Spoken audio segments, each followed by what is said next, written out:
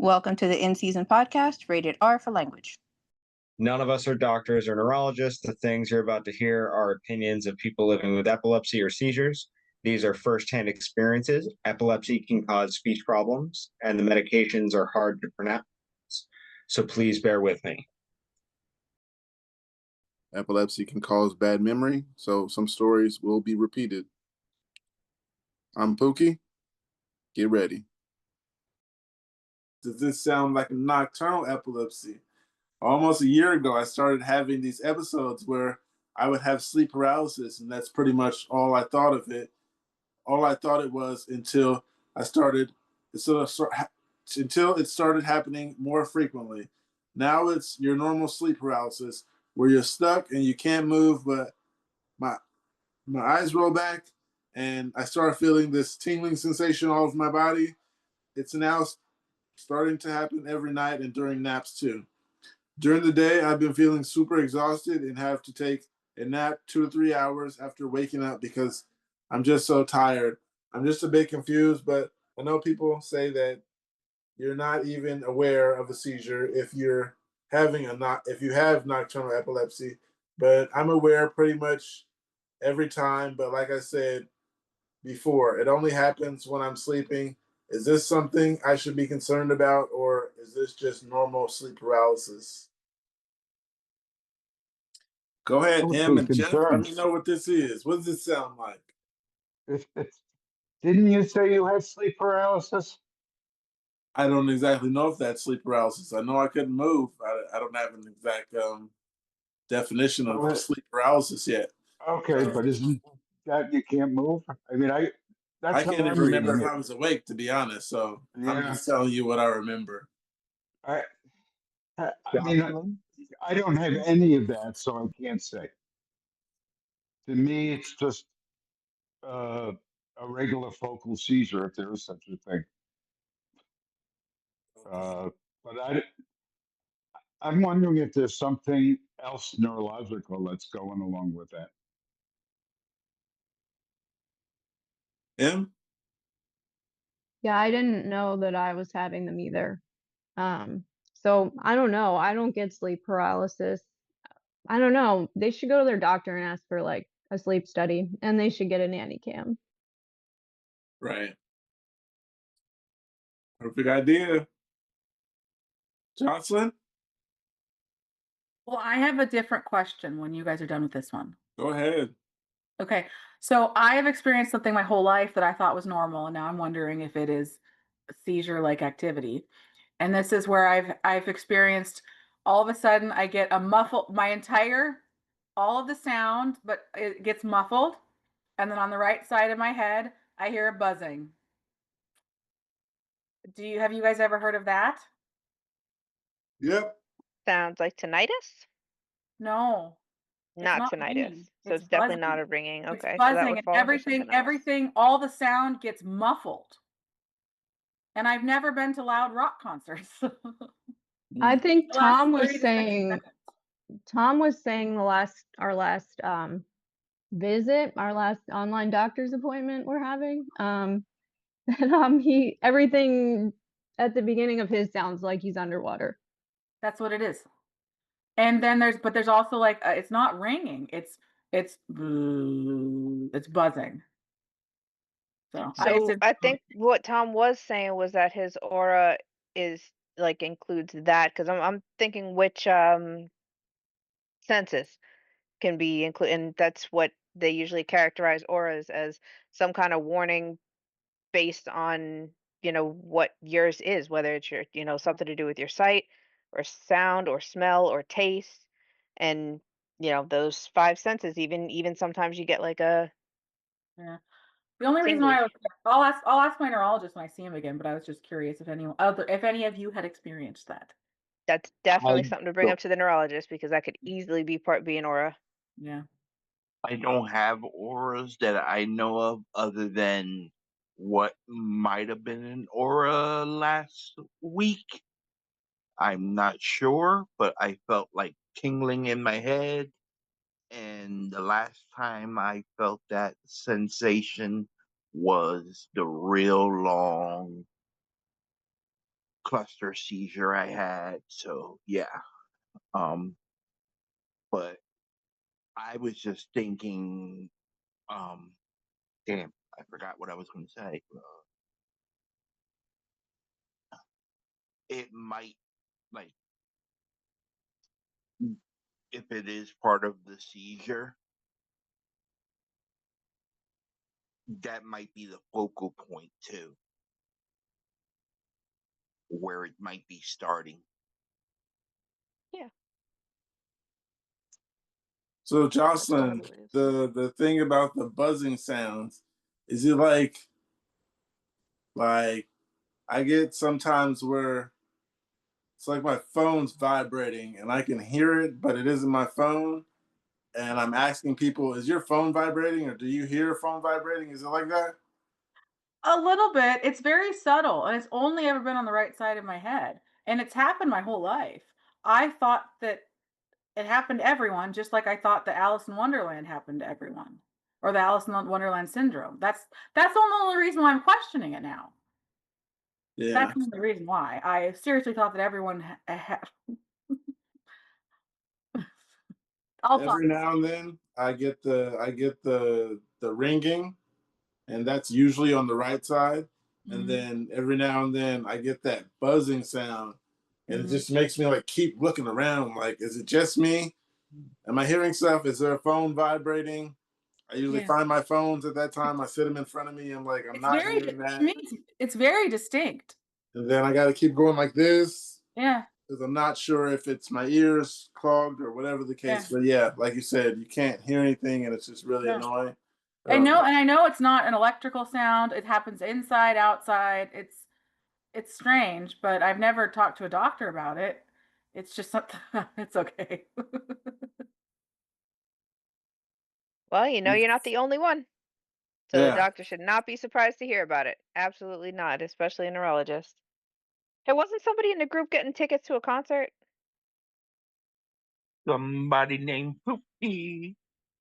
anyhow, I got something that says weird smells during auras. I've noticed that during my auras, focal aware seizures, I often smell something that's not really there. Sometimes the smell is pleasant, sometimes the smell is awful. I've experienced the smells of grilled cheese sandwiches, fresh baked brownies, something burning, and something rotten. Do you all experience this before or during a seizure? If so, what have you smelled? Um, the first comment is the metallic taste, not a smell, and that's me. The metallic taste. I don't exactly get smells that I pay attention to, but then again, like I said, I don't pay attention to the smells. Once the taste is there, I'm like, something happened or something's gonna happen. And usually something has already happened.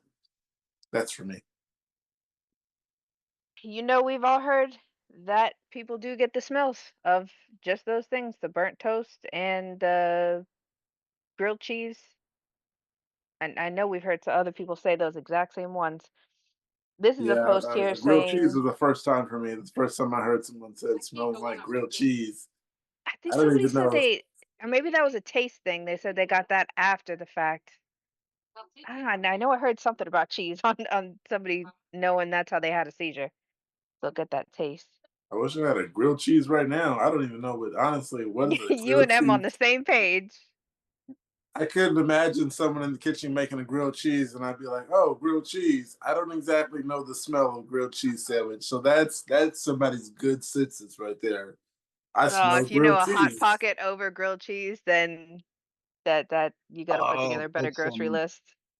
butter Oh, on that bread and melt some good cheddar cheese, some sharp cheddar cheese. Oh, that would be so good right now. Angel, I'm dying over here. yeah, man. Okay, so before this turns into a culinary chat, should I sit up front or in the middle at a rock concert if I have epilepsy? So See, here's man. what's up. My favorite band is performing near me in September. I really want to go and sit front row. Middle's a little cheaper, but it's not even the money I'm worried about. I mean, yeah, I'm poor, but I'll manage. It's my epilepsy I'm worried about. I don't really think I have photosensitive epilepsy. Seizures occur in sleep. Never once have I had a seizure when I was alert, but still, I know concerts are kind of risky for people with epilepsy. but I'm not going to let my medical condition affect doing things that I want to do. Seen Avril Lavigne and Jelly Roll live as well. Never actually been to a rock concert, so this will be my first. My epilepsy is mild. I can still drive since I'm only having them in my sleep. I'm on 500 milligrams of daily lamotrigine, so I think maybe just taking my medicine with me, taking it a little early, looking to get other opinions before I pay for these tickets. Should I say screw it and get a close seat, or should I play it safe and sit more in the middle? A lot of the comments are suggesting that you just get a seat close to the aisle as possible. So if worst case scenario, you can get out of there. I'm thinking I heard rock concert, I'm seeing a mosh pit and like stay the hell away from there. What do you guys think? Well, being that you asked me, am I going to a concert? I'm going to a concert, and I know there's going to be lights, and I know there's going to be a whole bunch of stuff. And being that I love the opportunity I'm going to, I was like, fuck those lights. I'm going to this concert. And if I say who I'm going to see, everybody's going to be like, oh, you should know not to do this. But I'm going to see The Weeknd, and I decided I like The Weeknd. Let me get 2 floor seats. So does anybody you're going with, do you have an escape necessarily? Just in Uh, case? yeah, I got plans. There you go. As long as you have your plan B for worst case scenario. Yeah. So person I have with me pretty much there for me all the way through this. Has been telling me F everybody that's not for me and all that. This is Your There wifey. you yeah. go. Huh? And you don't let it stop you from living. Yeah. Don't let it stop you from living. If I have one, The Weeknd, he'll probably keep going. There you go. Hey, Floor seats are risky, but they are risky. There's gonna be lights. I'm sure there is. And you know, I'm looking forward to it. and heat and everything else. Is venue indoors or outdoors? I It's go outdoor. to venues and concerts a lot. Just go with your friends and sit between them. They'll There's no sitting. Yeah, when you're seeing The Weeknd, there's probably not gonna be a lot of sitting. That's why I was like front row is gonna be good because yeah. if I want to, I don't have to sit because I'm up front. But if you're behind people, you got to stand when they stand. And usually, sometimes people stand the whole concert. And yeah, you got to stand if there's people in front of you. It matters on the venue because we have a venue in New Jersey where the stage is um down and you can sit up on the grass. Mm.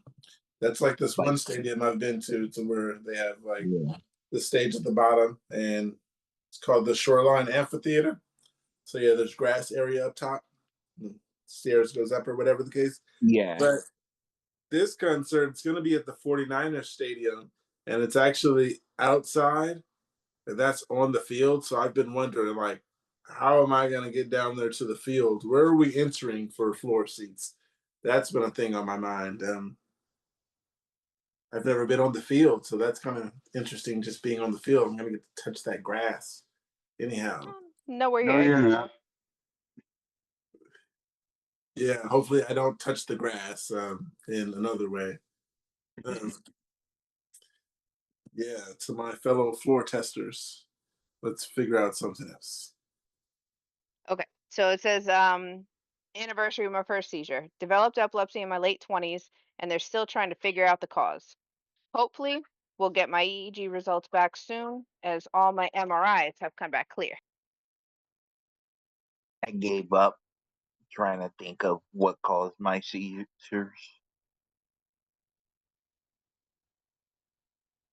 Yeah, being born.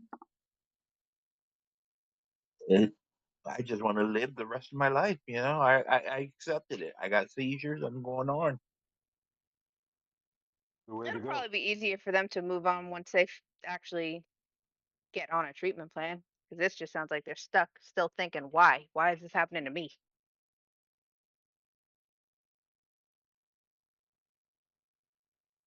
that was the most annoying part for me about not knowing why these seizures even started. And at the age that I was, heard that I was on birth control, and they just said it could have been any number of things. You probably had epilepsy your whole life and just noticed it now. So start taking the pills and don't worry about the cause anymore. So that's kind of where we didn't turn back. What about you, Jason? Like I would completely. What was the question again? This person was posting about their seizure anniversary, and it just sounds like they got a lot of unresolved feelings because they don't know why they got epilepsy. So, what was your reaction about? I mean, did you know what caused your epilepsy? So what caused my epilepsy was probably like a lack of sleep, I would say, and like drinking like a lot of energy drinks.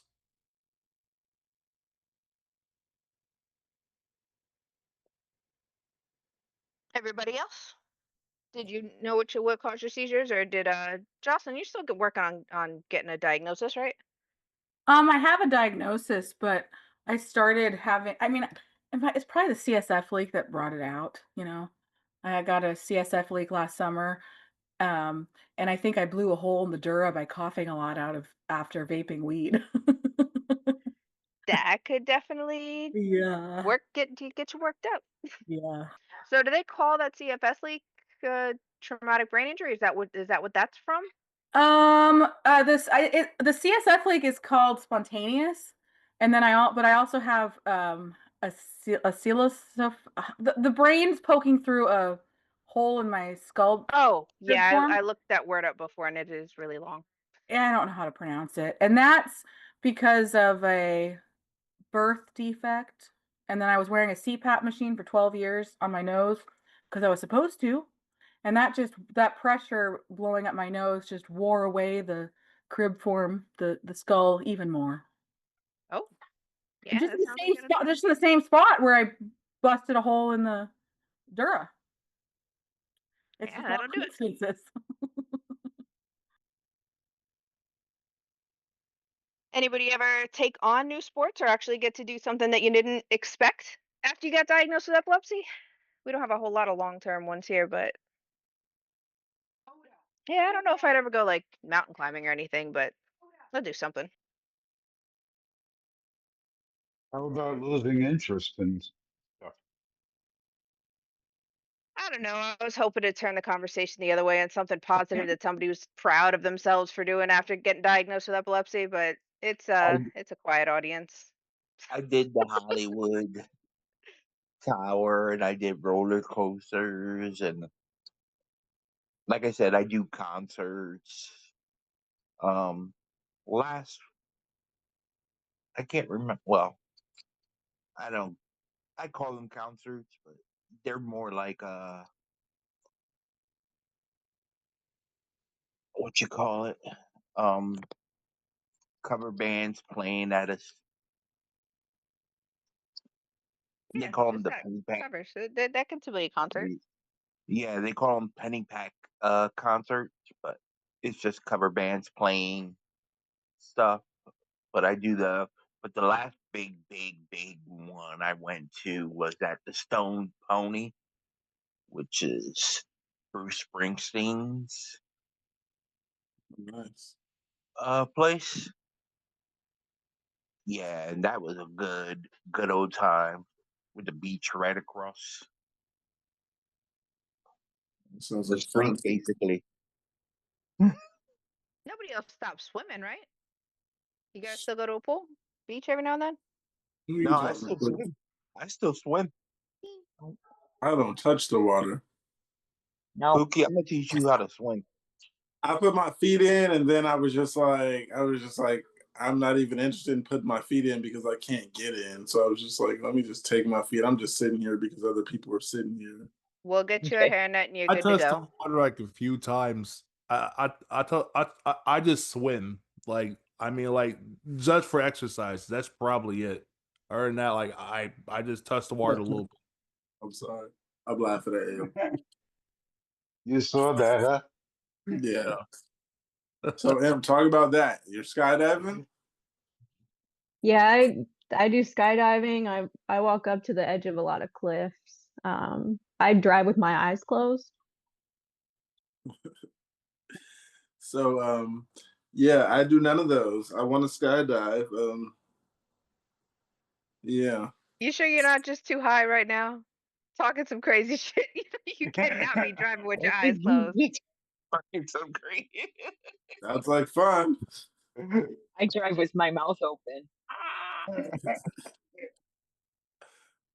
So, Well, oh, I'm proud of Jocelyn for being able to do taxes after getting diagnosed with epilepsy. 'Cause I know numbers are fucking gone for me. It was hard, you guys, getting through busy season with brain juice pouring out of my nose.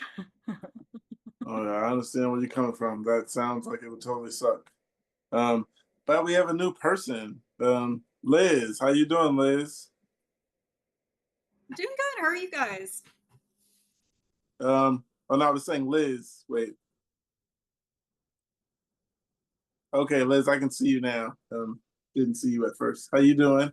We usually start with Doing what are you taking? When was your last seizure? And when were you diagnosed? Oh, okay. Can you hear me okay? My internet isn't super fantastic here. I can hear you now. Okay, perfect. Yeah, I'm Liz. Hi. Taking lamotrigine. Last seizure was May 1st. And sorry, Pookie, what was the last question? When were you diagnosed? I'm sorry. 2016, back when I was 16. Oh, lucky you. I got diagnosed 20 years ago when I was 16. So Hey, Oh, another teenager. how was that getting epilepsy in your teens in school? Because it was wild for me. it was pretty bad. Missed a lot of school. Started with myoclonic jerks, and I literally couldn't dress myself in the morning because I kept just like dropping my clothes. So that was really, and then it, spiraled into full on tonic clonics because why not? So yeah, it wasn't fun. You ever been cooking something and threw it across the room because you had a jerk? Or dropped Oh some food? God, no, thankfully not. No, thankfully no. Yeah, I hear stories about dropping food and yeah, flinging food across the room or messing up a whole meal because you just made it. Yeah, I dropped some what was supposed to be macaroni. I dropped all the noodles on the floor. That's happened to Oh me. my So, God. anybody else ever drop anything? If you drop a peanut butter and jelly sandwich, but you're trying to put it together, that peanut butter side is going on the ground. Right. I can only imagine. Messes are unavoidable if it happens in the kitchen, no matter what. Yeah, I think I heard someone say they had something splat on their ceiling. I think I they had said one the holding the rocks. hose one time. I was playing whatever they call that thing the kids run through. Oh, okay. I was playing sprinkler with the hose, and apparently I had one just kind of wandering off, and I was walking down down the driveway and into the street with the hose like this, and my little one had to come catch me and walk me back. So when if Liz, if you ever had a seizure happen in school, did you feel like the school was prepared? No, thankfully not.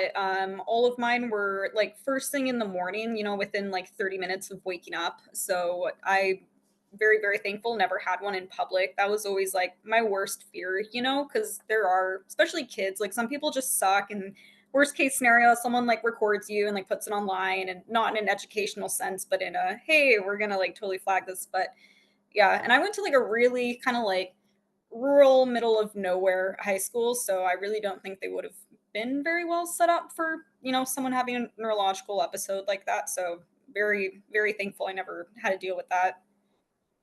So assuming that we're on the conservative side, have you ever noticed any of the stigma? We've discussed that pretty thoroughly and on this channel about people sometimes just kind of side-eyeing you or almost looking down on you after the fact because they just assume the worst. Yeah, it sounds bad, and I know that there are a lot of people that kinda, like, share this sentiment also, but, my epilepsy, thankfully, is pretty controlled. I really don't have seizures all that often anymore. So, it's not like thank you. So it's not like I'm always thinking about it and I need to, like, tell people. I really almost go out of my way to not tell people about it because 'cause you're right, you do kinda have that stigma and people kinda see you as, like, "Oh, they're gonna seize and it's gonna be, like, scary," and, like, all this kinda stuff, and it's like, yeah, it kind of is, and I would like to prepare people and kinda, like, educate them to a certain extent on what to do if you do see that happening, but a lot of the time, it just kinda seems like, hey, you kinda do get looked down on, kinda like people who have diabetes, like, "Oh, they're gonna have, blood sugar spike, and, like, this kinda stuff's gonna happen," just if you're not, like, healthy, people just kinda, like, see you differently, I guess. Yeah. Yeah. So what you said with not telling people, with telling people, it depends on the certain place or situation, but most times, well, depending on where we are, yeah. Most times I like to tell people just so I'm safe, just in case something happens. Because, like you said, yours are controlled. Mine's aren't. I mean, they're pretty decent down to like 5 a year, so that's cool, and they're spread out. But I like people to know in certain places, not everywhere that I go. I'm not going to get on the train like, hey, I have seizures, so keep an eye on me.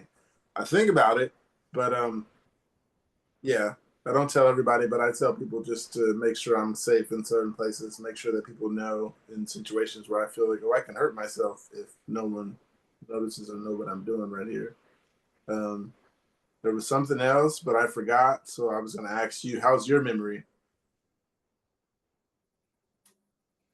It's kind of funny because I always assumed I have just kinda, like, crap memory on its own, but then, like, seeing people post, like, in this sub and then also, like, the other main epilepsy sub, kinda talking about, like, memory issues and stuff, it kinda gets me thinking, like, "Oh, hey, that actually sounds really familiar to, like, some of the stuff that I go through. Because 'cause I'll be having a conversation sometimes and just kind of like space out for a little bit, don't really, or like having, a little bit of difficulty, like remembering stuff and then like being able to articulate that in a conversation. So you just kind of like, I don't know, like stop talking for a little bit, kind of like try to remember what you were talking about, if that makes sense. Yeah, it makes sense because that's what I'm going through, and a few other people I'm hearing. Yeah. Um, Anyone like to explain how they got diagnosed with epilepsy? I got diagnosed at 16 after a car accident when I was 5. Um, yeah, I woke up in a coma when I was 5 after 30 something days, and then didn't have a seizure until I was 16, and then I got diagnosed. And at first, they thought it was because I was having a web design class and I was in front of a computer. They thought it was that.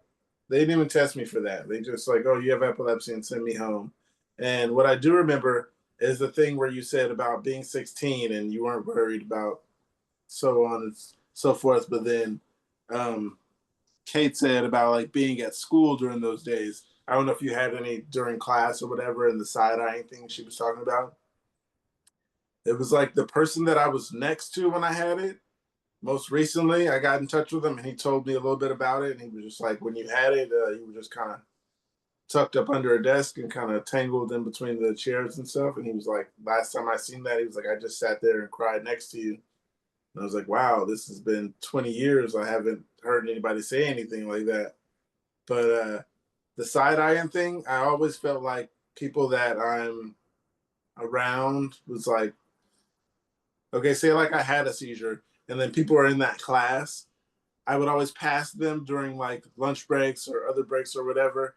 And that person, I'd be like, do they tell people? Because all of them are quiet now that I pass. Or I'd see someone else and I'd be like, that person looked at me and all that crowd is silent now. So that's where my brain was. I was thinking that other people were telling other people. But I had to get over it. It wouldn't stop happening. So public seizures, anybody? Angel already told me. We know about our public seizures. I've had them. I don't have any fun ones. Mine are sad. Who has fun ones? That's a good point. On that note, My public seizures I'm are getting my MR. Any story. to me. We are a group here for support. Go ahead and share the sad ones, and we can totally offer our condolences and similar experience. Well, I have a question for you guys, because I'm very claustrophobic, but so like a while ago, 10 years ago, I was talking to some friends and my head hit the table. I don't remember any of this. And after that, I got a crack in my skull. So I have to go to do an MRI tomorrow with and without contrast. I really don't want to do it. So talk me down. You Can got you a guys crack tell in me? Can you guys tell me what contrast is on the MRIs, or with the with without? I've only done a regular MRI. Right. I want to know too. What is with It's guide, contrast? so they can see you. They can see supposedly better. It enhances the picture. So it uses a contrasting agent, gadolinium. That's what it is. Injected into a vein, so you got to get a shot, and it's just supposed to offer a clearer MRI. At this point, I would say, since it's supposed to get done, typically that will help your diagnosis, and that's kind of where you're stuck right now. So can't talk you down from this one. I can definitely give you props for going through with it, because it's not fun, but it's definitely going to be an important part in making progress to getting treatment and stopping seizures. You're a warrior. You got this. You can ask for sedation.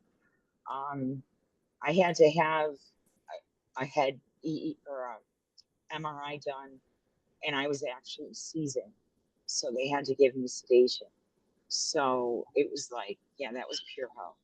But if you're not seizing, they can still give you some Valium to just slow you down a little.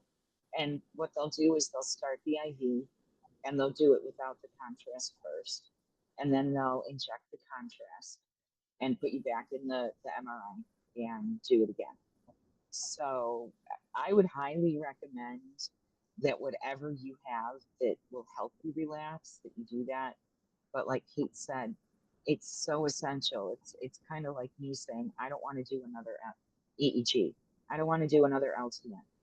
You take me off my medication. I know what's going to happen. I don't want to do it.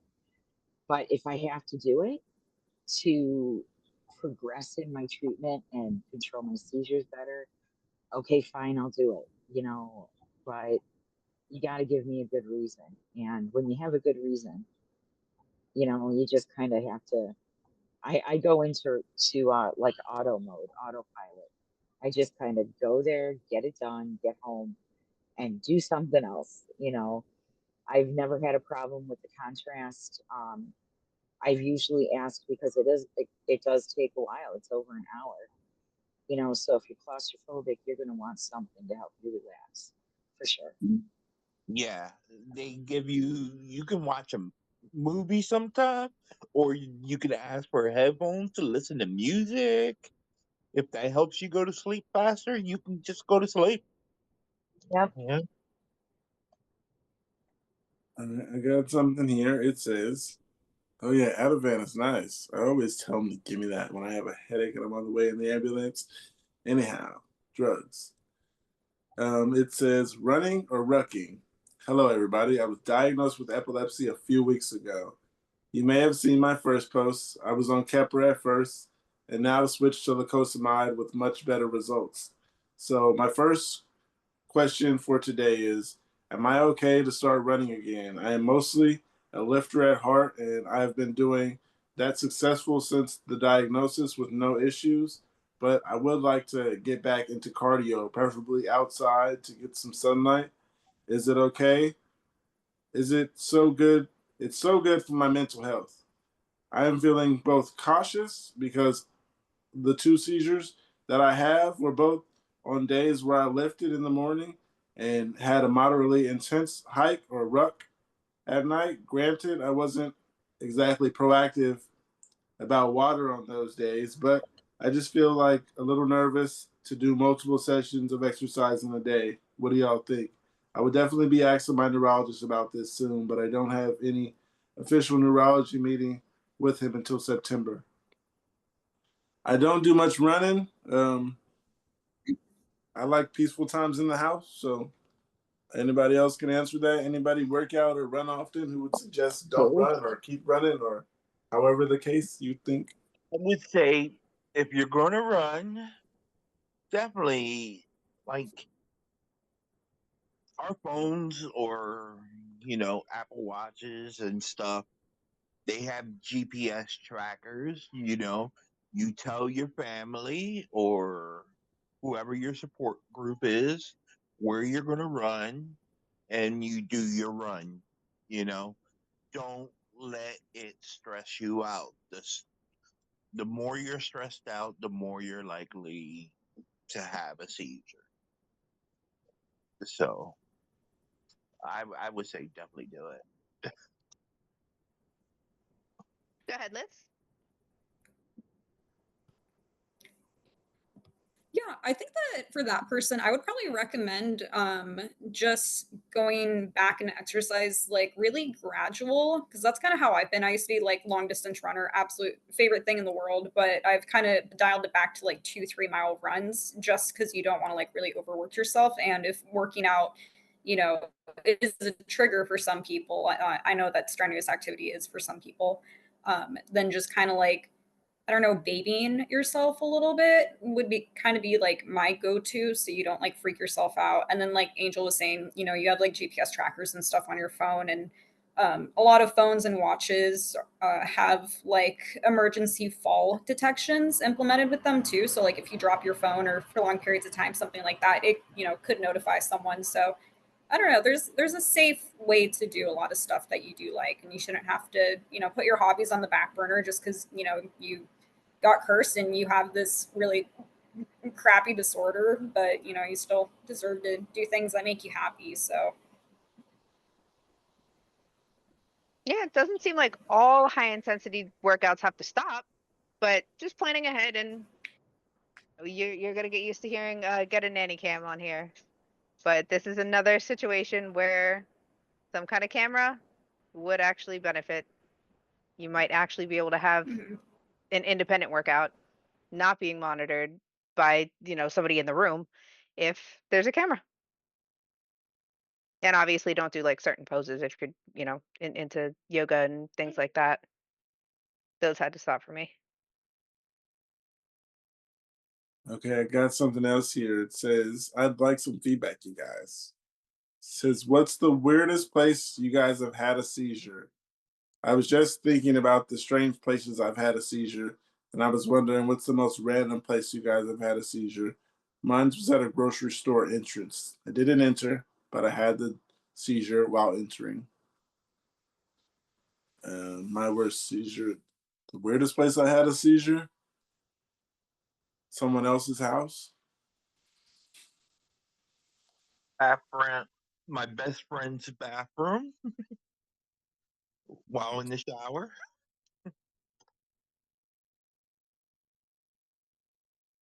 Yeah, mine was, yeah, I forgot what I already said, but I think you were talking about the friend's house. everybody's had a weird experience where you guys woke up at once upon a time. All right, well, you're gonna have this kick-ass background music now, but mine was definitely the skating rink, child's birthday. Talia, how Mm. old was Sophia? Okay, they couldn't have been more than like 9 or 10, and yeah, it was at the skating rink. I ended up staying behind. I think the mom was a registered nurse or something, and Nana had to get the family home while they, I think, called the ambulance just to like get me the hell out of there. Mm. And yeah, I definitely felt inclined to apologize to that family and send her an extra gift card or something. I know I ruined that. I took over that girl's birthday party. Dang. I think my worst was on an X-ray table. I was getting an X-ray of my hip, of all things, and I was in a lot of pain. And the X-ray tech positioned my leg in a way that it didn't want to go, which is why I was there. And it popped. The pain triggered me, and I started to seize on the table. And that was like, I think that was the worst one for my daughter because it just went on and on. It basically started a cluster, and I came out of it, and everybody was stressing me out because apparently I said some things I wasn't aware of. And we all know, that one unspoken, the one side effect we don't like to talk about is that suicidal ideation. And you say, oh my God, I just want to die. And you're in a medical setting, you know what they're going to do. And it's like, I do not need to speak to an emergency mental health team. I didn't even know what was going on. And that was one of the reasons I pushed so hard to get the PNES off my diagnosis because, those things were happening. They're like, you don't have anything wrong. There's no reason for you to behave like this. And it's like, it's not behavior, it's a seizure. So sorry to inform you, and then I ended up in the hospital for 5 days after that because, it was a seizure. And it didn't turn out so great, but I was okay. It just took 3 days for me to recognize people.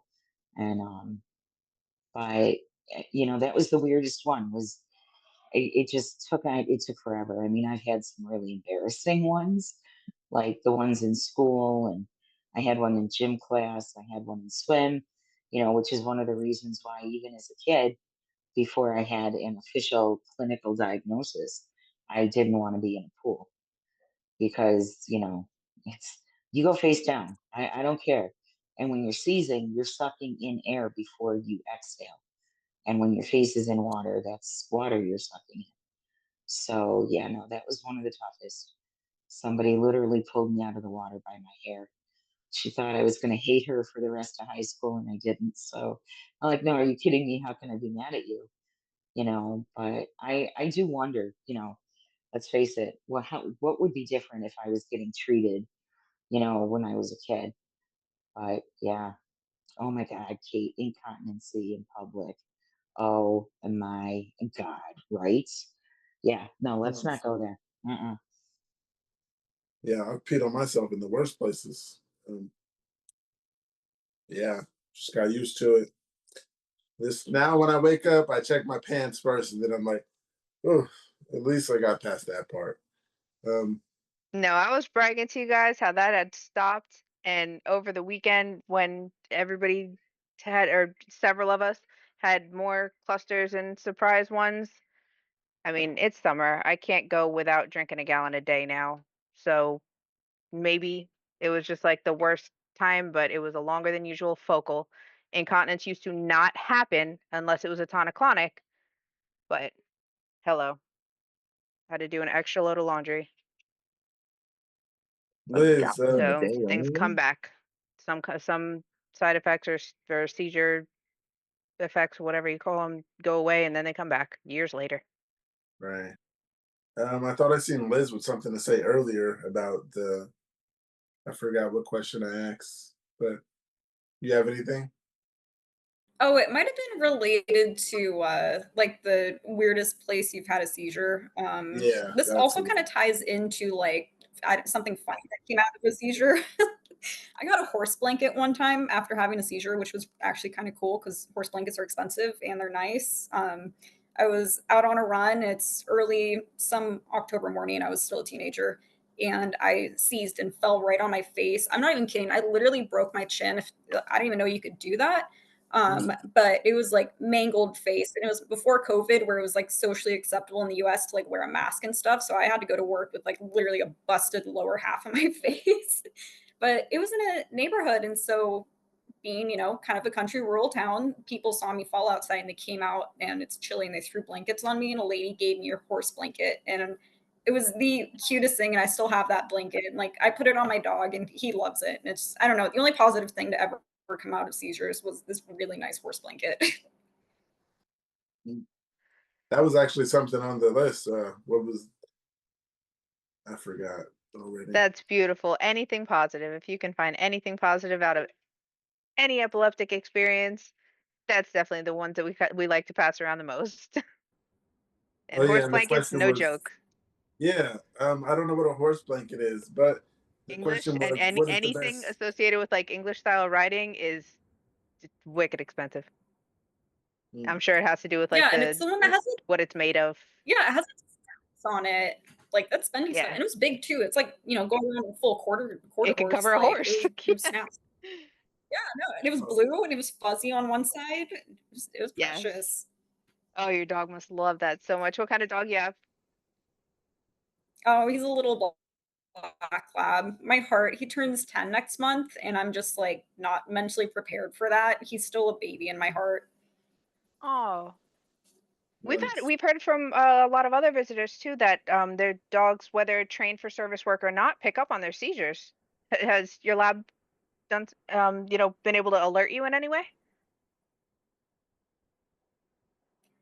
This is kind of weird and almost like, I don't know, witchy, but we actually started developing seizure issues at the same time, but like we weren't together because like my parents had separated and my dad took the dog, and he started having I don't even know what kind of seizures it would be for him because he was still conscious, but it's like whole, like I don't know, the tonic part Generalized, of the seizure probably. where it's like Yeah. yeah, just doesn't lose consciousness, just completely like stiffens up, kind of like shakes uncontrollable That's for how like a a couple of dog's minutes at a seizure time. It's looks. horrifying. I Yeah. watch like, oh my god, it's an absolute nightmare. But we started having that like at the same time as each other, which was really weird because as far as I know, his parents didn't have any sort of thing. As far as I know, my family doesn't have anything. So we really just both started having weird issues at the same time. So I don't know. He's my son. We're connected. Nice. You guys understand each other. Yeah, talk about being on the same wavelength. I mean, I wish we'd, had share something else instead of that, but he's been good for a while. He hasn't had any sort of issues. Nice. Seems like it's easier to manage in animals. Wonder what they're getting. They From might, the outside they might be looking getting in. better drugs. I kind of want to get a vet on here now. Right. No, like in Liz, do you live horses and alone? dogs and a lot of our animals, our mammals have seizures. Liz, do you live alone? Speaking of, No, I currently. oh, Do you go ahead. drive? Oh, sorry, Angel, go ahead. No, Pookie was asking you a question. I was just gonna go. Speaking of dogs, I got to see my Bowie, my German Shepherd, on Sunday on Father's Day. So I got to take my daughter with me, and I got to see my dog. Oh, I hope you got some pictures. He Oh. he was just all over me. That's adorable. Dogs never forget. Liz, do you drive? No, I'm actually currently medically suspended because of that seizure back in May. So 6 months, and it sucks, and I'm being driven around like a child. So I'm 25 now, so it's Yeah, I it's know not what you fun. mean. I know exactly what you mean. Are you working? No, I actually lost my job too. Like I got 2 for 1. That last seizure really, really screwed me over. Yeah, a lot of us are there with you. Most of us aren't driving. That's impressive that you can laugh about it, though. Seriously. Yeah. A I lot of what we have hear is to. I when, mean, yeah. yeah, no. I mean, like Annie was saying earlier, like you just there's some things you can't really say out loud. You start kind of getting that mindset, and after that, I was definitely not in a super fantastic place, and that's how I found this sub really. And then you guys, everyone's been so supportive, and I'm glad I was able to make today's meeting. So I don't know. I just kind of have to laugh at myself and not take things too seriously. That's how And I. that is definitely why we appreciate you coming.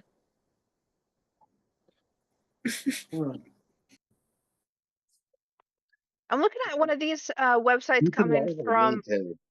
a health.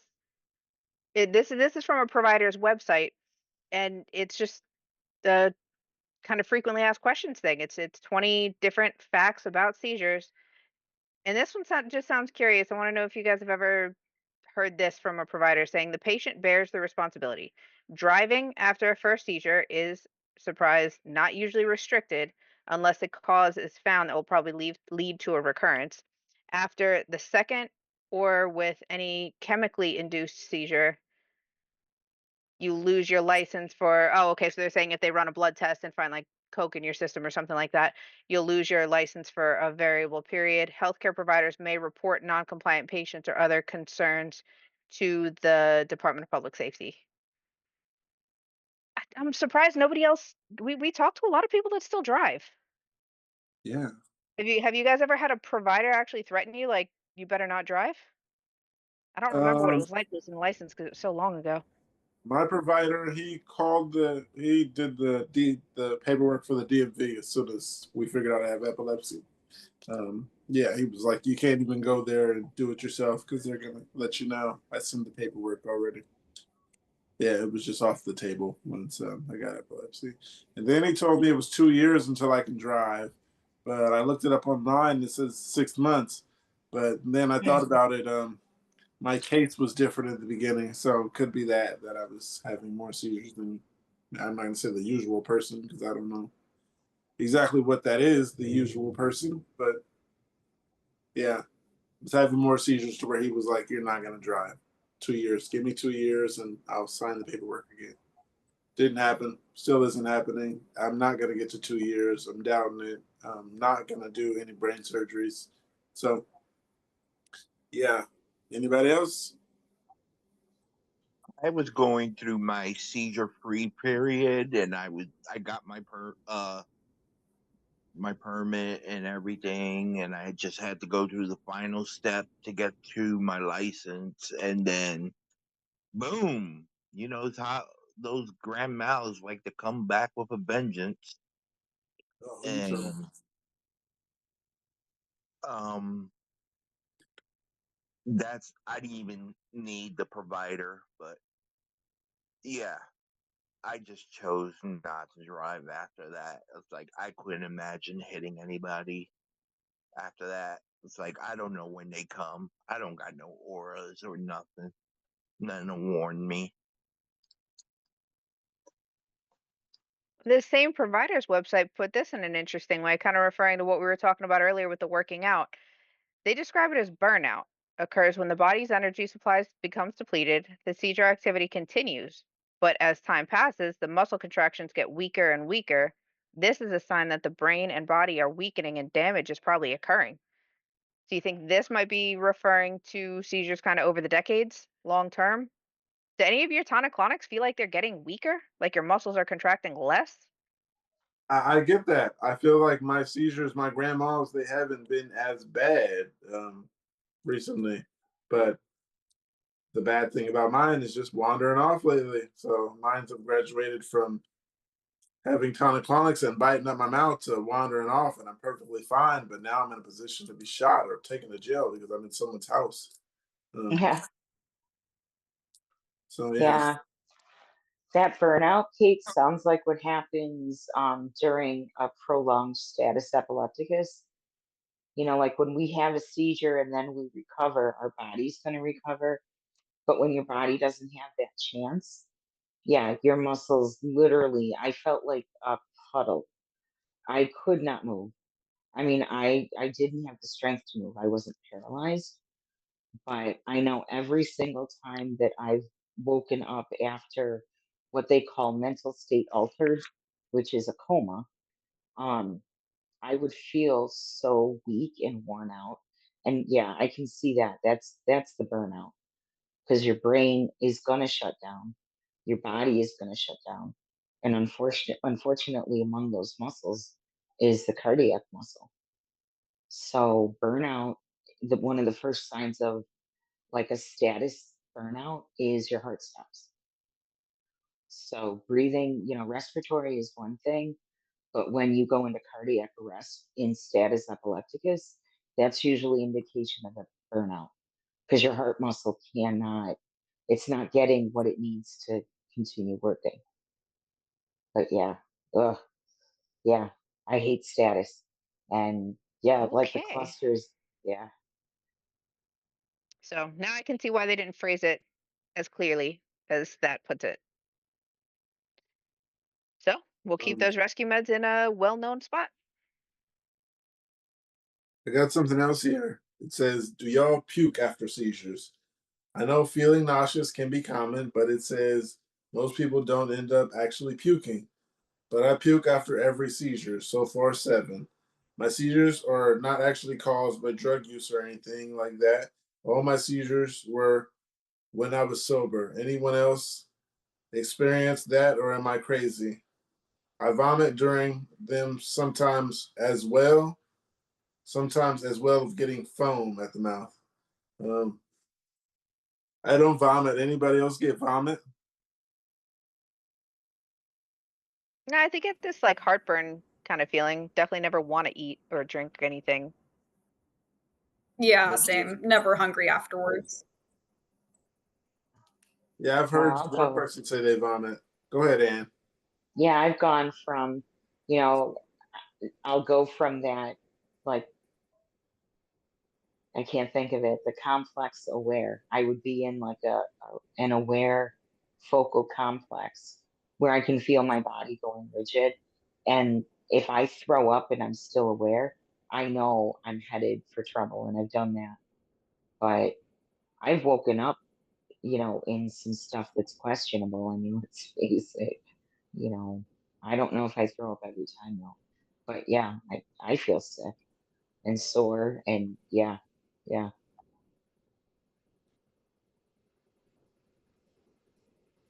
I don't know if this. I'm trying to think. I remember one time living when I was still with my wife. Um, Something happened, and I puked it up right away. I don't know if that was a seizure though, but I I can't remember. Like, it was just odd to me. But I know I called my mother-in-law right away, come get the baby. I can't watch the baby today.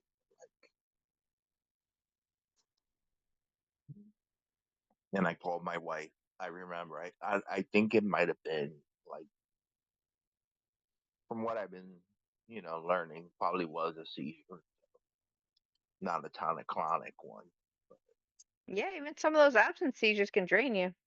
I mean, not physically, but I know I've lost words for an entire day after like a long focal, and just especially if it triggers a headache, then I know that was probably on the longer side, and anything more than a minute for me is gonna change the rest of the day. But then the next day I'll wake up and not remember anything for even longer than if it's a short focal. I'll have a chance of remembering maybe 2 or 3 hours before, but that there's no chance if there's like symptoms after the focals. That's when I can tell they're longer.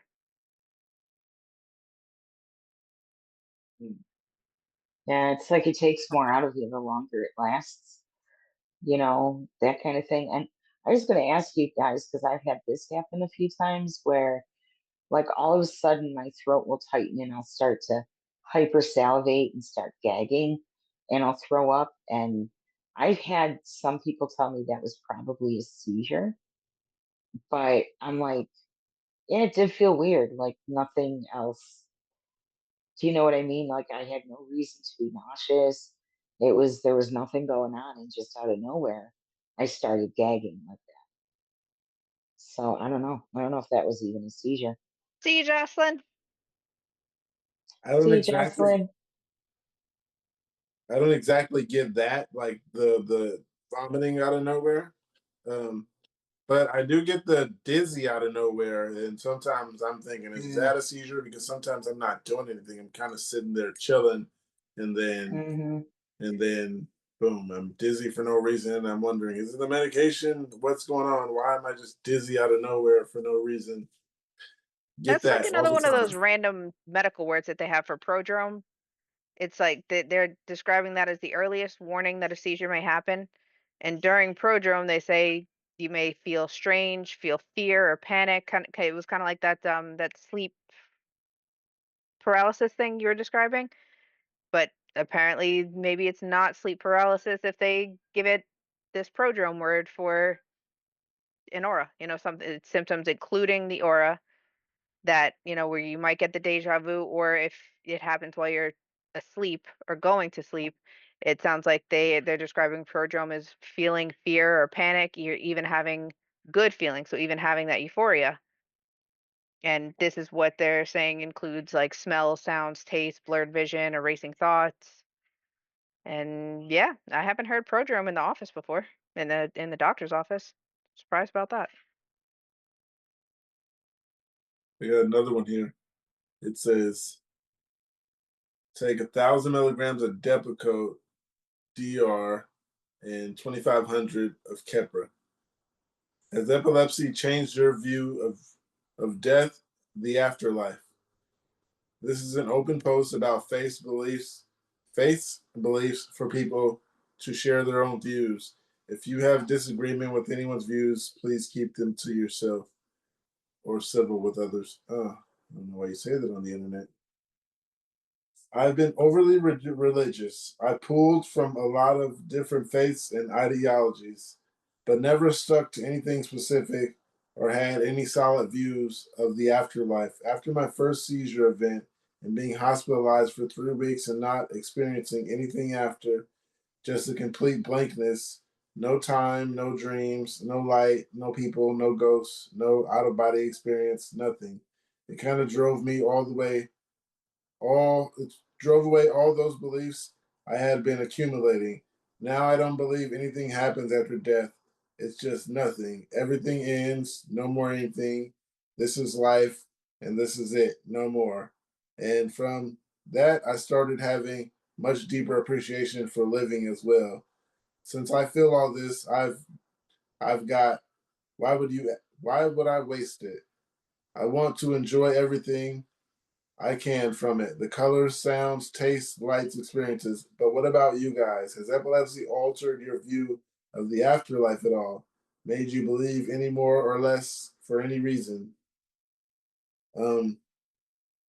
To be honest, I never really thought about the afterlife. It's just a thought that doesn't always come to me. And if it does, I can't remember it in particular. But that's a lot. Does it make you think less about the afterlife? Religion, I haven't really fell too deep in. When it comes to my epilepsy per se. Yeah, this doesn't have anything to do with religion, so I just kind of keep religion away from my epilepsy because, yeah, it ain't going I think this nowhere. person's kind of So fishing for what they want to hear. Anybody that's had a religious background. I mean, obviously in Catholic school, you kind of have to memorize what they tell you about the afterlife.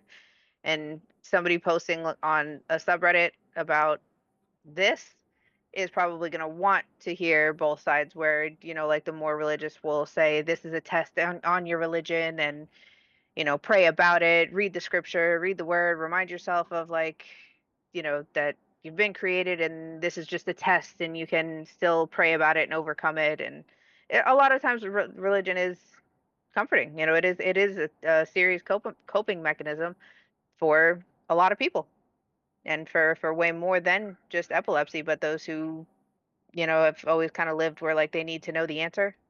And obviously, since you can't get the answer to everything, if you say let go, let God, then that's sufficient to be able to move on. So that's kind of what it sounds like this person might want to hear, especially if they were really religious before the seizures. Yeah, like they want more religious views of this. Yeah. I got a comment here that says one of the reviews. Results vary. I have focal epilepsy that rarely involves secondary generalized seizures.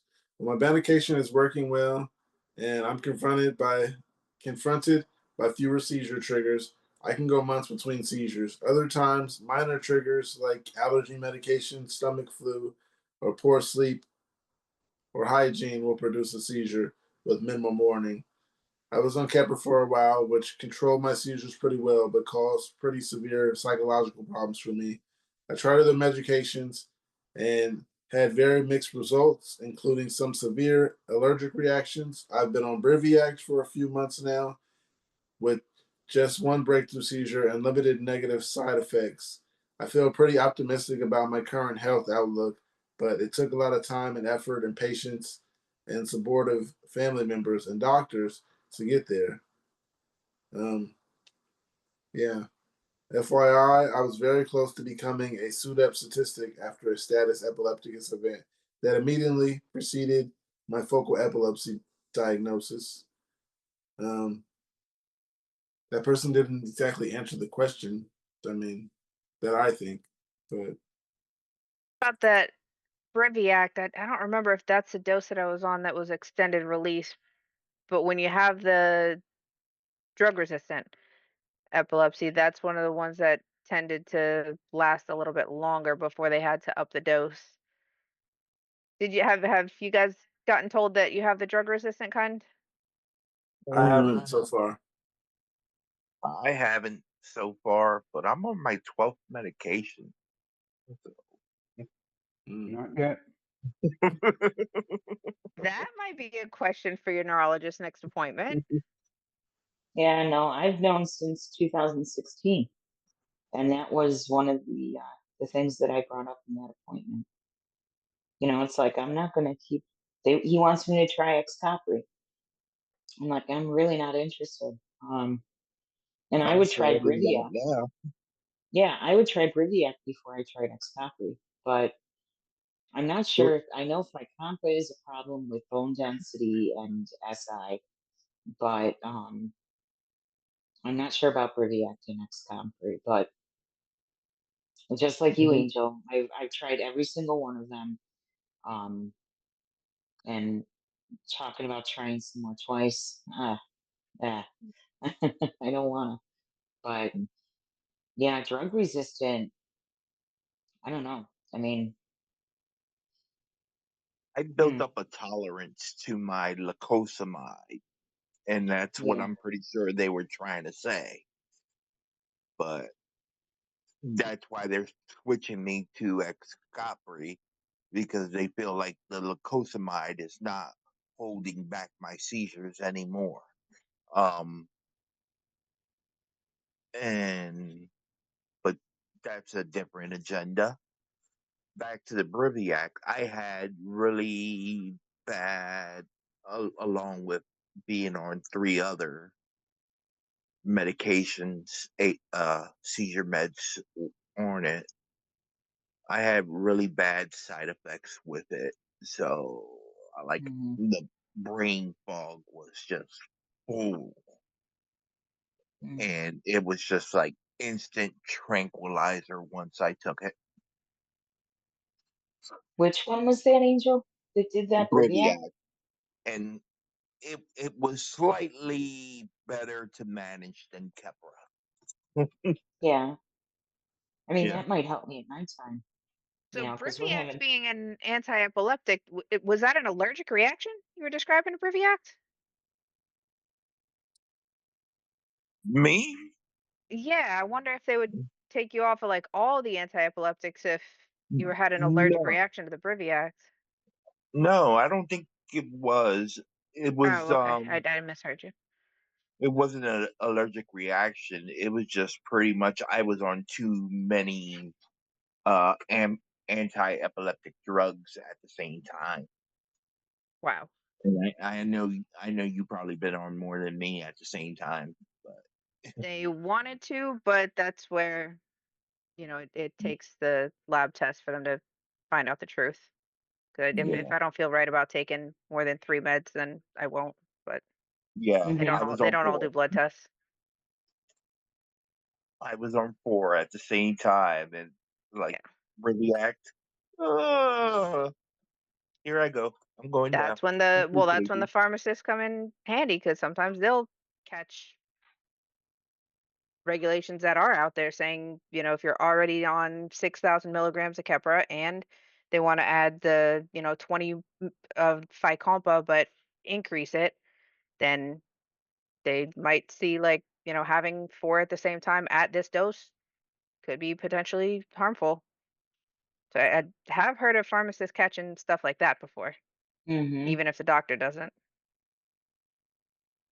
Yeah, I had that happen with the Depakote and the lamotrigine. That would have been a deadly dose, but the pharmacist said, no, I can't give you this. They have to rewrite it. But yeah, but I'm just wondering, like with the Briviact, would that be a good idea for bedtime? Because I have to call my doctor tomorrow. Yeah, less than 3 hours sleep. That's why I slept all day today. But it's like I have to sleep, and if that stuff's gonna knock me out and turn down those little seizures, I'm in. I don't know. Sounds like a good idea. No Yeah. seizures and sleep. That's what you're looking for. Oh God. And a life in between. That's the best part. To be able Oh to do yeah, you something in always want a between. life in there with taking these pills. You don't Yeah, want the it's gotta pill fit to in take there. away your life. Yep. Something else here, it says, should I take this seriously? I've been experiencing something strange lately, and I'm not sure what to call it. Every now and then, especially when I'm laying down or trying to relax, I suddenly feel a strong wave-like sensation starting in my head and moving down through my body. It's not painful, but it's very noticeable, like an internal electric pulse. Right after that, I get random muscle movements in different parts of my body. Sometimes it's in my hand, leg, shoulder, or somewhere else. These movements happen involuntary. The weird part is I'm fully conscious the entire time. I can see, hear, move, and do normal tasks just fine. I don't lose awareness, and I'm not paralyzed or frozen. There are times when the jerks happen without the wave sensation beforehand. They just on start on their own while I'm awake and alert. It doesn't feel like a typical seizure, but I don't know what else this could be. I had epilepsy as a child, but I've been seizure free for many years. I'm wondering now if this might be related or if something new entirely. Has anyone experienced anything similar? Could this be some kind of seizure or something else? I'll start. It sounds like some type of seizure. I say see a doctor. That sounds like a lot of seizure, hands shaking and stuff. I haven't gotten that, but I've heard about the jumping nerves. I mean, hands and all that stuff. You can't hold things. That's what this sounds like. Um, Opinions, you guys? Definitely another one to record all the details, dates, times, symptoms, and bring it to the doctor. Mm. Yeah, you look like you had something. Yeah, I wonder how many people who are diagnosed as children still have seizures, like if they're not on medication, but they just don't know because there's so little information and there's like so few of us talking to each other. They just don't know that they're having them. Like, I don't know. What do you guys think? Not only that, it's like, especially in where there's no information at, how are the parents are supposed to know when the like family doesn't really have seizures in the family either, to recognize what to look out for? Mm. Yeah, yeah, the fully conscious part and being able to do things, that's what confused me. Like they're saying they're able to do everything, but they're still having that. It just sounds like I think people say it's myoclonic jerk. Um, yeah, that's what it sounds like to me. You don't want to go untreated for so long and then figure out that's what it is. That's just too many. It's definitely something. Seriously, how do I handle depression because of epilepsy? I'm 33. I'm not clear to drive, and I have a caregiver with me a lot of the time. I do not work or go to school or do anything other than stay in bed or go accompanies to to local stores. My short-term memory is equivalent to someone with dementia, my doctor said. I am on multiple seizure and heart medicines pending a second uh, ablation. and then hopefully a VNS device if cleared by cardio. Still, some of my family distances themselves, and it's Father's Day, and my dad says, "Save your money, stay in your bed. You're useless. Don't buy me any cheap crap from Amazon." Really sickens me like it's my fault. How's your depression going? I got past the depression part of epilepsy. Pretty much got mine to where it doesn't bother me, I could say. I'm not depressed about it anymore. I'm sorry, could you Therapy. repeat that? Is that just what do you do about your depression in general or from epilepsy? Um, Yeah. yeah, it sounds like this person got those problems and dad saying stuff like that. Yeah, but how do you handle your depression was the question.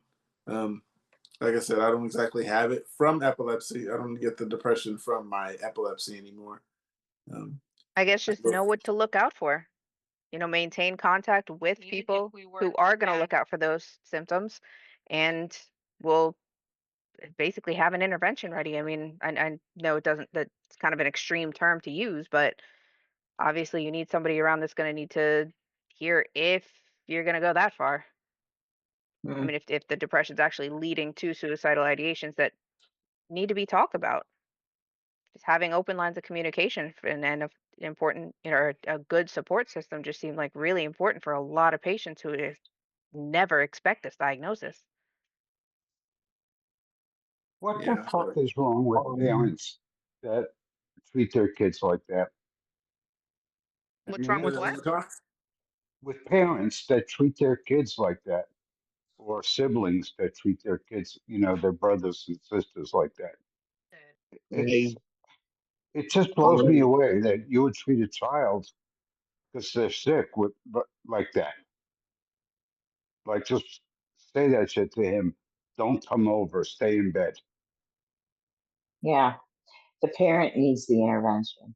I don't think Yeah. the person posting realizes that, it's not them. It's like it's not you. It's that It's person that is abuse. saying that to you. Yeah, that's A lot of abuse. things I hear about Yeah. the parents too, or I think about the parents that try to blow it off or tell their kids to just, man up and handle it, are ones that don't want to face the truth, don't want to accept that maybe this is genetic and this could be, your fault from letting them have so many contact sports and, just not taking responsibility when they were younger. So it's easier to ignore it, look the other way, and Hmm. decide that that's just the way to treat your children. And those are the most devastating cases that we hear about and see posts about when it's obviously like a elementary or middle Hmm. school child on the internet asking questions about like what's happening to me because my parents, the nurse wants me to go to the doctor but my parents won't take me. The ones that happen in school, Yeah. that's when Yeah. they'll literally only take them if the school is threatening CPS. And they can and they should and they do. And I wish that we had that when I was a kid because I probably would have been treated at least 3 decades sooner than my treatment started. But yeah, I was one of those kids. So, when court was saying that, yeah, I get it. I get where she's coming from. I was growing up with epilepsy and I was the maid and the mom when my stepmother didn't feel like doing anything. And it just blows my mind though when people will say stuff like that. It's like, if I were in a wheelchair, would you dump me out of the wheelchair and walk away?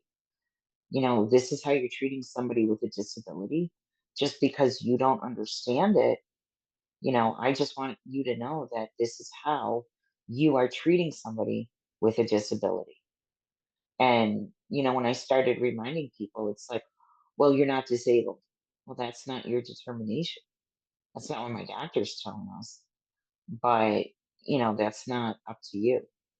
But the disrespect, that's just downright. It sounds like that parent would be disrespectful no matter what. Even if that person didn't have epilepsy, you know what I mean? It's like it's really sad. It's really It, sad. And I don't want to, but how do I handle my depression? The only way for me to do it was therapy. Um there was no way I was going to take drugs. I believe in behavior modification before medication. And I just had to work a little harder and rip off some really thick band-aids in my mindset. And but the depression, I think in that case where you've got people that are um abusing you verbally and psychologically abusing you because of your disability, that's where it becomes even more important to know the difference between what is your fault and what is their fault. It's their choice to treat you that way. So, it's hard to not take it personally. It's a skill, therapy. That's all I'm saying. Therapy. Yeah, the people who have epilepsy didn't choose to have epilepsy. Epilepsy chose us, you know? Yeah, I think Rick, you had a story, right? We were talking about like kind of parents being in denial about their children having epilepsy, uh, telling them bad things like you don't have it and stuff like that, or you're useless. Um, Yeah, yeah, I had a cousin. It's kind of weird because his parents and also my mom, they don't understand a lot of things, and um, they also never take it blame for anything. Where like I tell my mom, she's always talking about, well, our genetics are this or our genetics are that. I'm like, well, all of your kids have thyroid issues. Where do you think that comes from? Oh, it's from your father. He doesn't have thyroid issues. You seem to be having thyroid issues now later in life, so maybe it's from you. This totally doesn't understand the whole genetic thing. So I felt really bad for my cousin when he was younger because they thought he was faking. They didn't understand it. They didn't understand the severity of it. So I totally get that, unfortunately.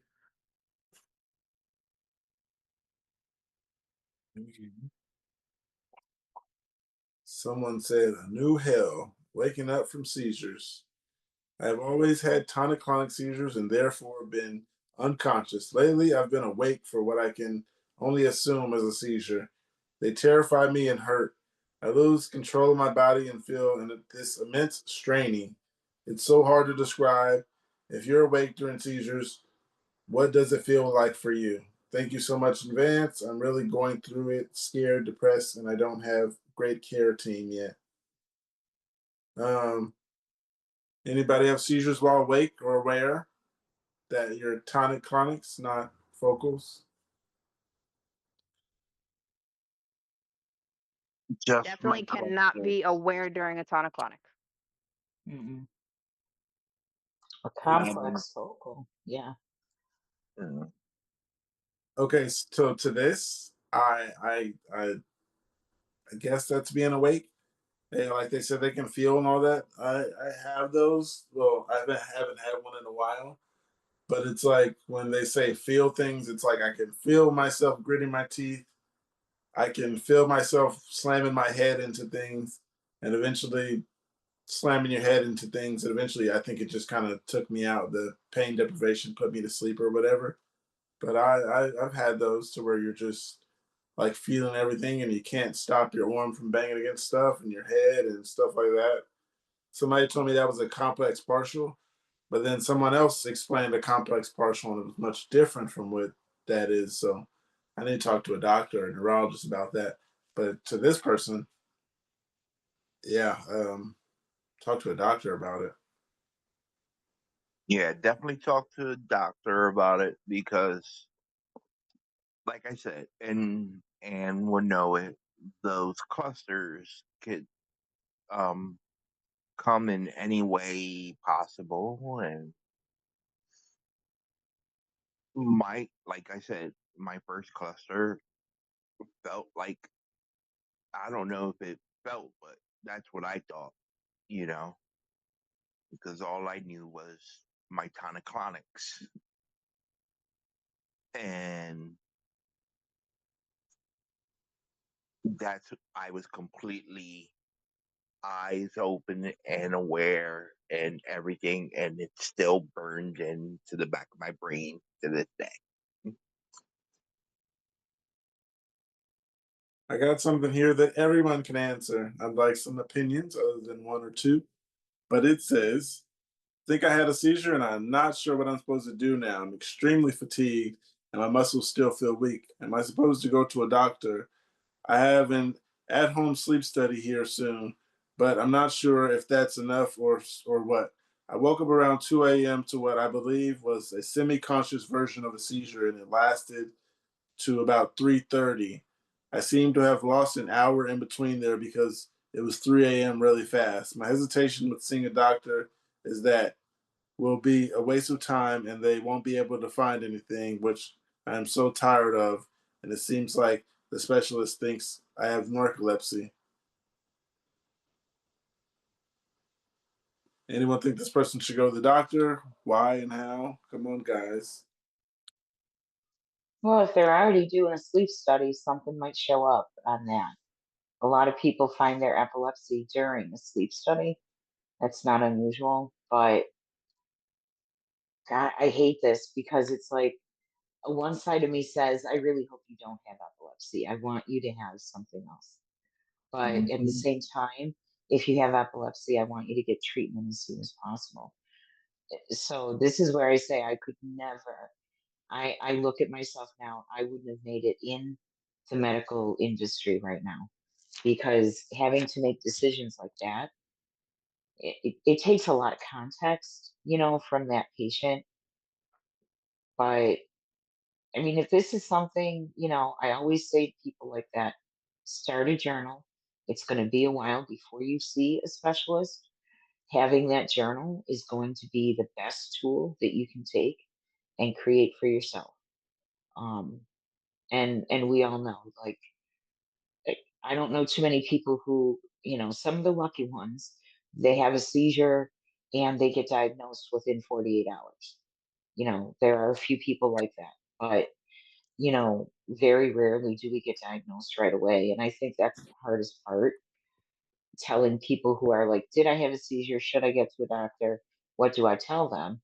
Well, first you want to have as much information to take to them, to help them figure it out. But yeah, of course it sounds like a seizure. Heck, what doesn't sound like a seizure to us? We've had every single kind of seizure. And it is hard to tell them every time, but getting that proof the first time as soon as possible so you don't run into all these like PNES and bullshit that like wait and see diagnosis, Yeah, then the EEGs Exactly. have to have like the worst seizure possible for them to not deny you and just go straight to looking over the chart and deciding what you'd be the best candidate for. And yeah, still, Don't fall this out. OP needs to understand, still do your own research every step of the way because they can sell you something with the implication that you're not going to have seizures, you're not going to need medicine, and that's stupid. That's just such a lie. yeah. That sucks. I agree. But yeah, that whole, when somebody told me, "Oh, you need a journal," and for a couple of years I was like, "Yeah," and I'm not as diligent about doing my journaling as I should be, but I put enough in there, But that is the best tool that you can have when you go in and say, "This is what happened. This is the date. This was what I ate that day, the activity. It was hot out, or I got cold, or this changed, and then I had that happen." All of those things, the doctors can decide and say, this could be associated with that.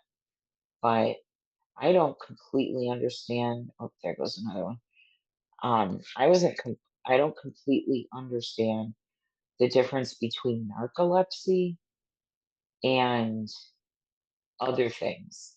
It's like, okay, does narcolepsy show up on an EEG, or is it just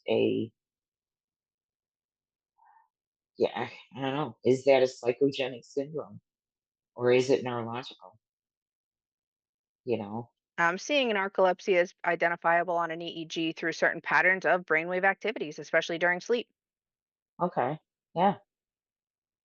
So yeah, Yeah. I mean, if they can pick that up And then in depending a on how sleep good that study. camera is, they could see certain eye movements and if that coincides with the brainwave activity, that's probably how Hmm. they differentiate. Well, that's why they put the electrodes like up on your temples, and because that measures your eye movement, so they don't even have to see it. They just get that. But yeah, it's really fascinating. And like with narcolepsy, I I'm not a doctor. I don't know how to read those things, but yeah, is it really narcolepsy or is it nocturnal seizures? It just sounds like nocturnal seizures to me. So I don't know. Maybe I'm just too obsessed with seizures. Yeah. Annie, you've earned that. Oh, I wish I didn't. I was telling Jeff earlier that the boot camp version of the boot camp portion of my life was far too long. And, now it's time to yeah, to go to battle. But yeah, I really hate to be able to say that I've experienced so many different kinds of seizures and then so many different kinds of doctors. This topped it though. I mean, I'm sorry guys, but finding out that that first fuckhead is the director of the freaking epilepsy center that I just reported. Um, I really wish I could watch this happen, the fly on the wall. I cannot believe it that a doctor like that would do that and then not follow through with the requirement to treat the said diagnosis that they threw at me. It's like, well, just because you think I have psychogenic doesn't mean I no longer have epileptic. But that's what we did for 5 years. And it's like, yeah, just catching Liz up on the story. So I had to kind of put my foot down and find out what was going on. But just to know that the director of a level 4 epilepsy center allowed that to happen to me, I really want to see his balls on a stick. Yeah, got lost. Oh, I found something people told me about heat during seizures, but this one's different. It says, can heat affect myoclonic jerks and absent seizures? So I got diagnosed with juvenile myoclonic epilepsy when I was 17, but also have absent seizures.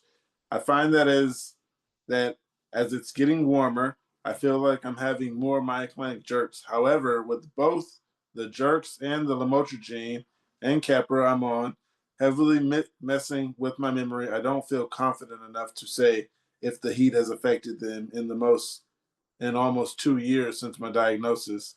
I know someone who has epilepsy has the problem of knowing more seizures when it gets warmer, so I was wondering if anyone experiences this problem, and if you do, what's the reason behind it? Can the heat really affect us? Um, I've heard about heat affecting other people's seizures, like tonic-clonics and stuff, but I don't know if it gives you like more jerking than the usual.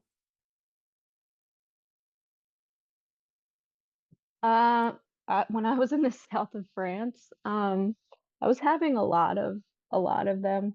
Um, and I think they said something about juvenile, whatever. My EEG was something childhood absence, something. I think they're kind of related. So personally, I would say, yeah, like move to Canada or like Sweden or something. How long did you get to go to France for? I went there a bunch. I was dating this terrible, terrible French person, but I got to go to the South of France a lot, so So you got a good vibe for actually like what cultural differences are exist in the healthcare involved. oh yeah, I just meant because it was hot. It was really hot there. And that made them worse. Hmm. Okay. Yeah, that sounds like it sucks. Yeah, I couldn't imagine because California is hot often, so I couldn't imagine just upping my seizures just because it's hot and having to avoid the heat. Um, Anybody? Oh no, we're not parents of anybody with epilepsy. We all have epilepsy. Let's go to the Yeah, next no, that's system. me with the heat. I can't do the heat. Um, yeah, I get affected by that real fast. But some of our medications, sorry guys, I'm moving around a lot. But some of our medications can make us more sensitive to the heat. So always read that patient information, research your medications. But yeah, I've always been, you know, the heat stroke. You know, Annie's always getting heat stroke. Well, no, Annie was always having seizures, is what was going on, you know, but yeah, I would be careful with heat. Sometimes it seems like it's not always just the dehydration, but even just being in the sun. Even when it's like that nice 2 weeks of winter down here, I go for a walk longer than half an hour in the morning and something tends to happen, even if it's still like barely sun up, but actually comfortable enough to take a longer walk. Sometimes even just being out in the sun, especially since I'm taking the medicine and maybe it didn't kick in yet. I don't know. Anybody else have trouble with like sun exposure, even if it's not hot? Um, sometimes, yeah. Sometimes, even with the sun just hitting my face, sometimes I get like real dizzy. Yeah, the dizzy with the sun hitting my face thing, I get that too, time to time. It isn't just you, Angel.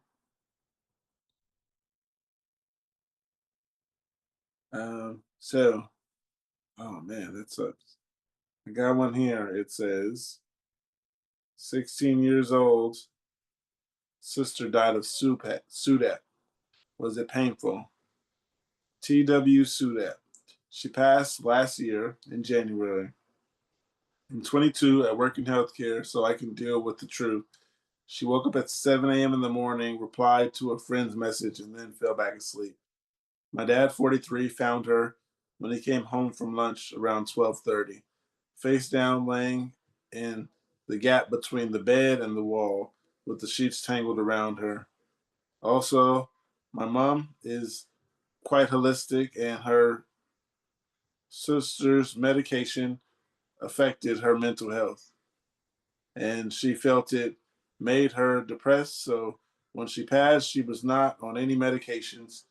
She has the occasional nocturnal seizures, and that's it, maybe 3 times a year. Edit. As for work in healthcare, obviously, I support the use of medications. However, my mom is really very natural and organic, and I know that she must constantly feel guilty and ask herself 100 times a day if she did the wrong thing or right thing by becoming unmedicated. I feel like I've been holding judgment towards her for not medicating my sibling. Is there anybody here who doesn't medicate? I don't think so. No, Okay. especially not if you're having them at night. Like, that's God. I don't have much more to say, but that's really terrible, and I feel for this person. Yeah. I feel for them. Even Tuna, who was not medicating, is medicating himself now. Yeah, I was gonna say that. That's my only person I know who's wasn't taking it. But he was handling it pretty well. He said it'd been like 4 months, and he wasn't taking them. He was just taking supplements and B12s and smoking weed and vitamins and stuff. So I say 4 months. That's pretty good with no pills and Yeah, smoking pot and living seizure free for 4 months. yeah, but suit up, If you're not, that's scary. I'm with you, and on that, my heart goes out to them because I would have some serious anger issues and some resentment. I'm just saying from a personal level because that, having experienced the lack of treatment when I was a kid, I could have been that person. I could have been dead from that. Yeah. Uh, I got something here, and I don't see Ann in the comments, so I'll read it. It says advocacy for those with invisible disabilities is shit. People with invisible disabilities comes from all walks of life, and with no disability is alike. Despite the differences, most are not immune from the social issues, including having to prove your disability because it can't be seen. It seems like every day on the internet, TV, radio, etc., there is some kind of advocacy for everything but an invisible disability like epilepsy. I personally have seen more commercials about drugs for invisible disabilities than actually advocacy for people going through it. So my question is for you, what kind of advocacy do you want to happen for your invisible disability? For me personally, I don't need a pity party. What I need is for society to be better educated so they can stop questioning validity of my invisible disability. I kind of gave up on people telling people to understand it and stuff like that. Anybody else? I give up on people often, fast. This brings to mind doctors, how quickly I'll give up on a doctor if they're not asking the right questions or addressing the reason that I'm there. I'll start by letting them kind of open the conversation. And if they bring up, so I hear you had that really bad one 2 days ago, then I'm quick to write them off. Yeah. Go ahead. Maybe it's the New Jersey in me, but Yeah. I'm very vocal, and I guess I'm really good at being really sarcastic enough that people shut up and listen. So I don't seem like the type, but I could really make people feel this silly camera, this small sometimes when they're like, blah, blah, blah. I'm like, really? Have you heard about this? And they're like, oh. So, I advocate for a lot of things, and I spent my whole life studying. My nickname is Ricky Research. So I don't know why, just learning, everything that I could get my hands on. So I surprise people with how much I know about so many different things. So I actually knew a bunch of stuff about epilepsy before I had the opportunity to have it. So I don't give up as easily because I make sure people understand, and I don't want to say put them in their place, but kind of put them in their place when they're being ignorant or just not paying attention to things or pushing things off. Oh yeah, whatever, blah blah blah. I'm like, oh, actually, there's this, and this. So I'm not one to really give up on people like that. I make sure they're educated when they walk away from me. I tried, but then I'll just leave it to the podcast. Maybe they'll see it. Maybe they'll get an understanding. But I'm done arguing with people about my disability. Um, yeah, like I said, I give up on explaining. If I feel like you're not listening, which I can usually tell in the first 20 seconds of me or them talking, and I just okay. The next opportunity I get to say okay, and then I walk away. Yeah, that's when I stand up and get louder. I nicely walk away. Well, I think That's Rick because you're just from found the best way California. to. There you go. Yeah, no, I just heard Rick say it in the nicest way that like he puts them in their place. That's what it sounded like to me. Still giving them all the respect and decency in the world, but getting the point across. I like to just walk away. I feel like I moved to California to get more of that because man, yeah, no, sometimes I wish I had that. But at this point, I feel like I have to keep going just to make my neurologist life harder, and that keeps me going. I forgot what the question was. I forgot what the question was too, but it is question is what kind of advocacy do you want to happen for your invisible disability? What I want to happen, I want someone to see this podcast and try to make a difference in epilepsy and want to make a difference for the epilepsy awareness because I don't feel like there's anything that pushes awareness for epilepsy. There's no like, well, actually, we do have a day, so I mean, but no one knows what that is. Um, yeah, I forgot the day. I think it's in September sometime, but yeah. Anybody with that answer to that question?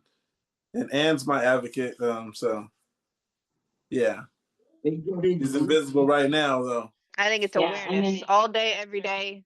Awareness is the what I get out of this one, and I think on a personal yeah, level, it's way better than awareness by any professional.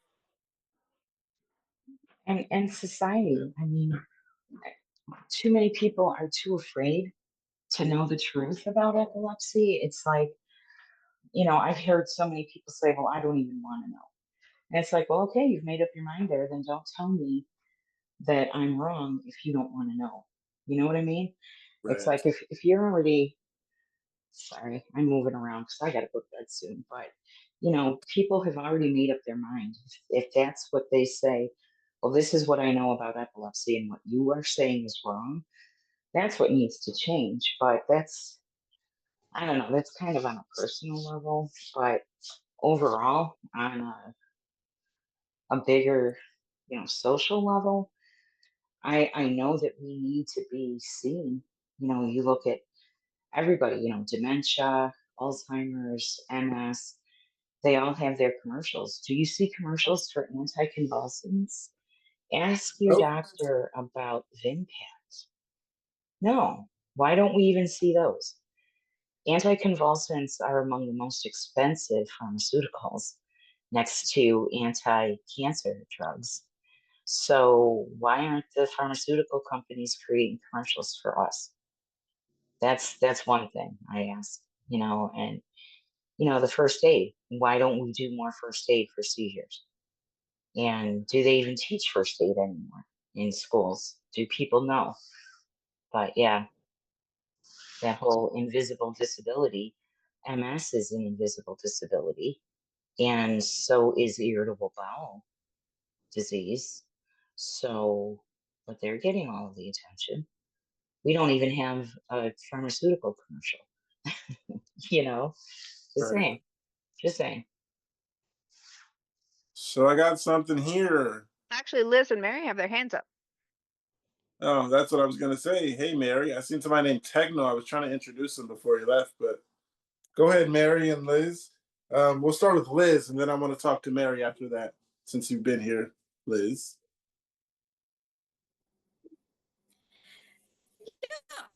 I wanted to kind of just go off of something that Annie said, was that like first aid, like not being taught, and people really not knowing like what to do in different types of situations, with disabilities, that kind of thing. So the job that I actually had to resign from was a 911 dispatcher. Absolutely loved it. And the amount of like convulsion calls that we'd get daily, some of them would be related to actual conditions that the people had. Some of them would be like drug overdose, because there are drugs in my area. Clueless people were, even with like common sense on how to help people or how to do anything with someone who was convulsing, was just absolutely like mind blowing. Because I like to think, even if I didn't have this and I didn't know, like what to do in the situation, I would still act somewhat rationally to a situation and not try to like throw myself on top of a seizing person and try to hold them down or like shake them even more to try to get them to wake up.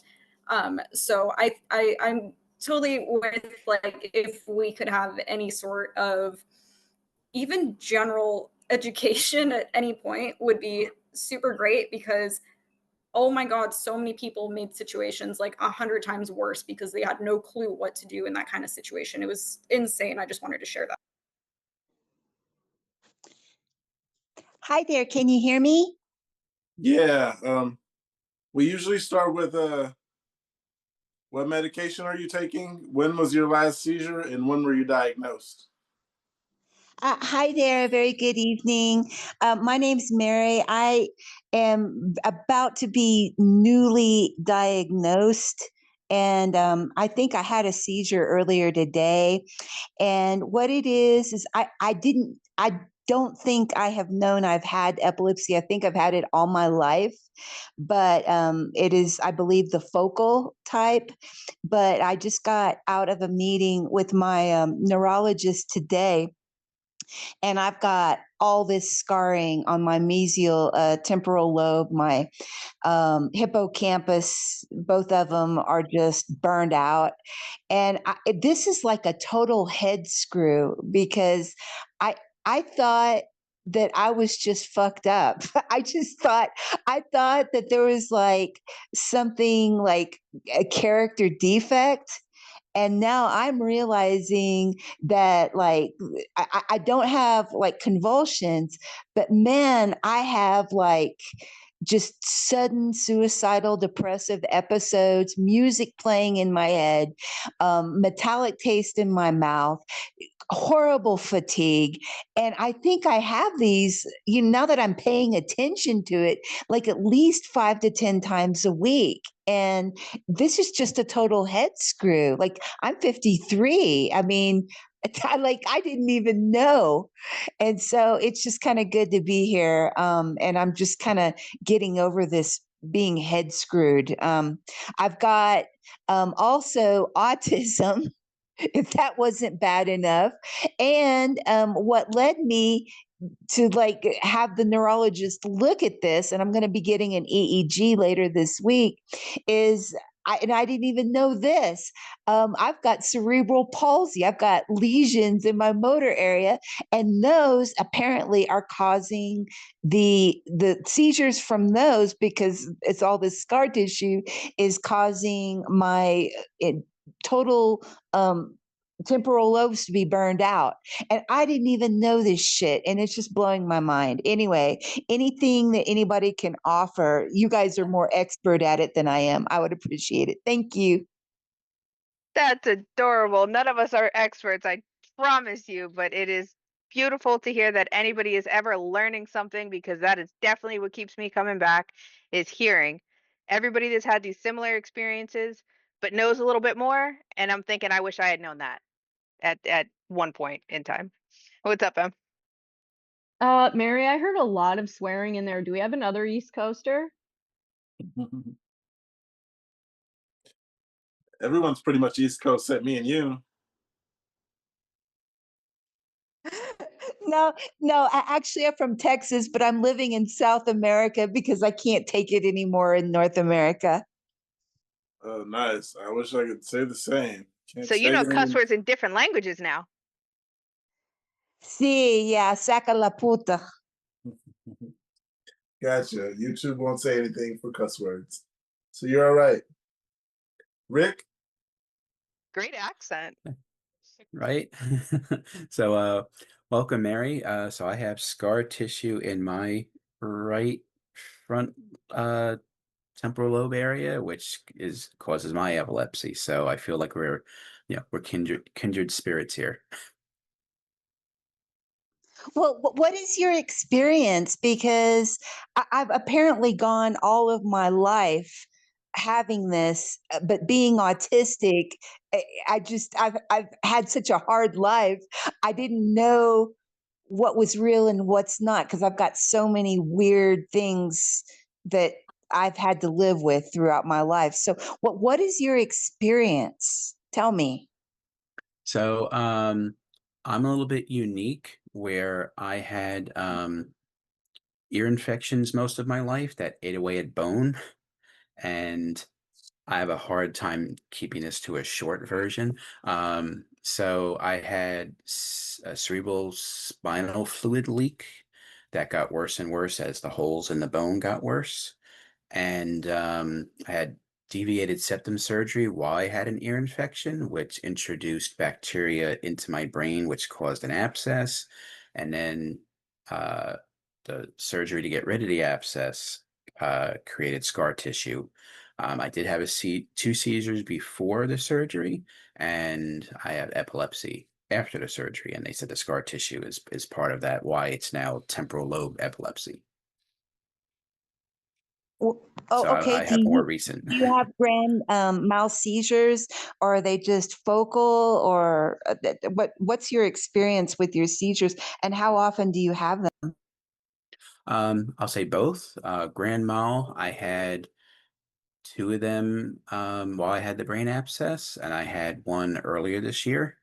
And the focal, looks like I might have had one a month prior to the grand mal that I had this year, and then it just started accelerating, which is why I'm now on medication. Okay. Mary, since you're new, what we're gonna do is we're gonna start from the top because everyone here is pretty much regulars. Let's tell Mary our stories. My story is I got hit by a car when I was 5. I had a seizure then. I didn't have seizures again until I was 16 in high school. Um, they thought it was because I was sitting in front of a computer all day because I was having seizures in web design class. Come to find out, it wasn't that. I was just having seizures. They said I have encephalomalacia on the right side of my brain, which is basically soft brain tissue. It's nothing they can do. Just got to live with the epilepsy, and hopefully, one of the medications one day just decide we're going to stop this. And it hasn't happened. It's been a great story. Praying for the best to the end of this story. Next, who's got a story for Mary? All right, I guess we'll just go right down the line. On Keppra and Lamictal, no, look, levetiracetam, and something with a C. Clobazam. Yes. Never figured out the reason for seizures. Diagnosed in 2006 approximately, and have an RNS implant. Last seizure like 2 days ago. Yeah, I Next didn't up. say the medication I take is Lamictal, 200 milligrams twice a day. I got diagnosed 20 years ago, roughly 19 to 20 years ago. So, yeah, my last seizure was April 11th. So I'm doing okay under my standards. Okay, I guess I'll go next. I was 14. It was 1997 when I was diagnosed. So it's been what, 28 years? I am on, looking at my thing, methoxamide, clonazepam, Xcopri, and I am being titrationed off of lacosamide. And my first seizure happened basically, I was walking to school and I passed out and I woke up in the ER. Few months later, I had a grand mal right in front of both of my parents. And that's my story. Next. I can go next. My story is a little bit different. I was diagnosed, my wife says it was last year, I thought it was 2 years ago. I had moved out to Palm Springs in December of 22. At the end of December, and my wife lives in Pennsylvania, which is strange to begin with, but it's not like it sounds. It's really a good thing. And she couldn't reach me one morning and kept calling and calling. And she called our landlady to see if she could check on me. And she was banging on the door and ringing the bell. And finally, I got out of bed completely naked, opened the door, and fell on the ground. And that was the first seizure I've had. And I keep getting more. Except for that, they've all been focals at night. I've had a couple of, I guess they're absent seizures during the day, which is why I stopped driving.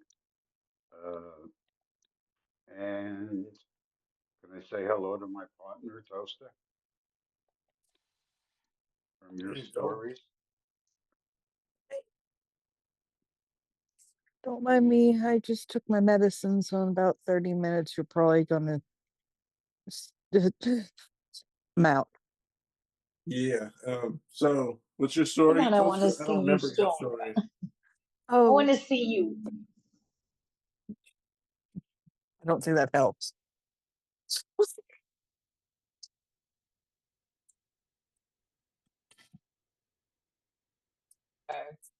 There you are. Oh, you are so fun when you're stoned looking. I love it. You know the love. Tulsa, what's your story?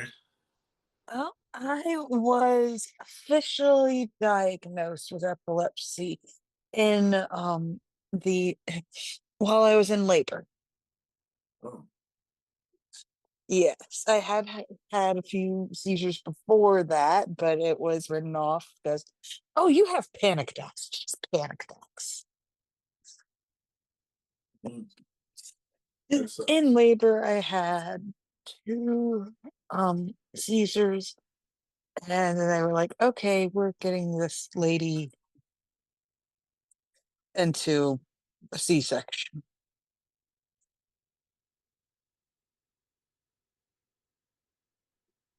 So yeah, that's the beginning of that. And then of course ran through bunches of different medications and none of them worked. And then I fell in with Duke. And so I have right temporal lobe lobectomy that had been done, I think about 4 years now. I think.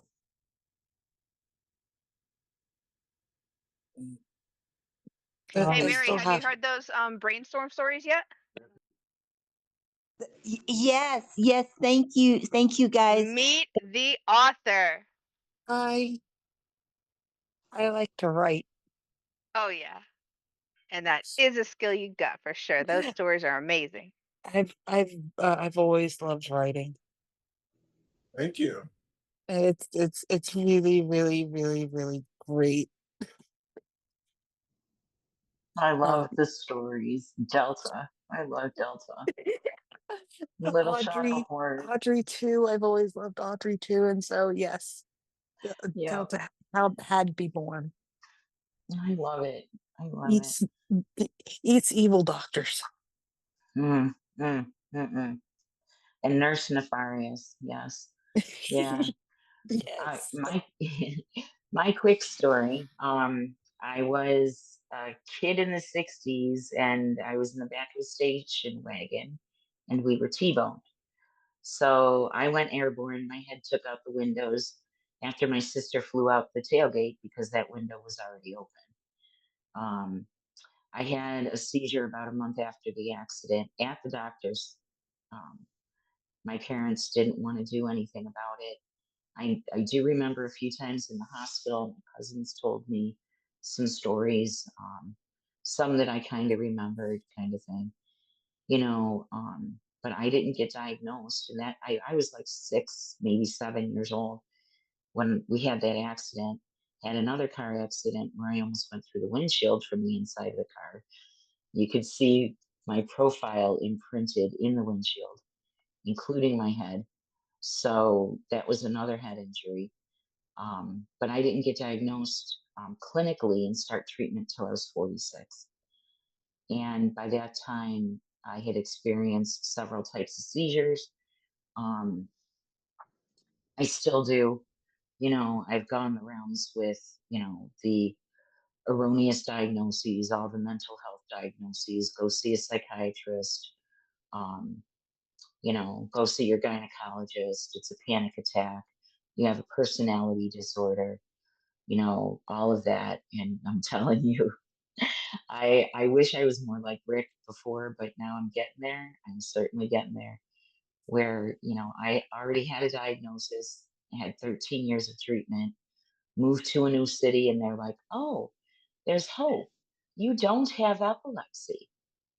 In other words, if you do, there's no hope for you here. And that's what I found out for 5 years, and I had to change that. Um, but yeah, very delayed diagnosis. And I'm guessing, Mary, that you're looking back in your memories and saying, I remember feeling this then. And I had a doctor that was a neuropsych. He was a neurophysiologist, but also he studied neuropsychiatry. And he said, if you have a childhood memory that you recognize that feeling that you recognize as a seizure, it most likely was a seizure. because that memory gets burned into your brain along with the seizure. So yeah, I was having seizures my whole life, and I didn't get treated until I was 46. But grateful for that treatment, and hoping for the best, and advocating for myself to get what I need.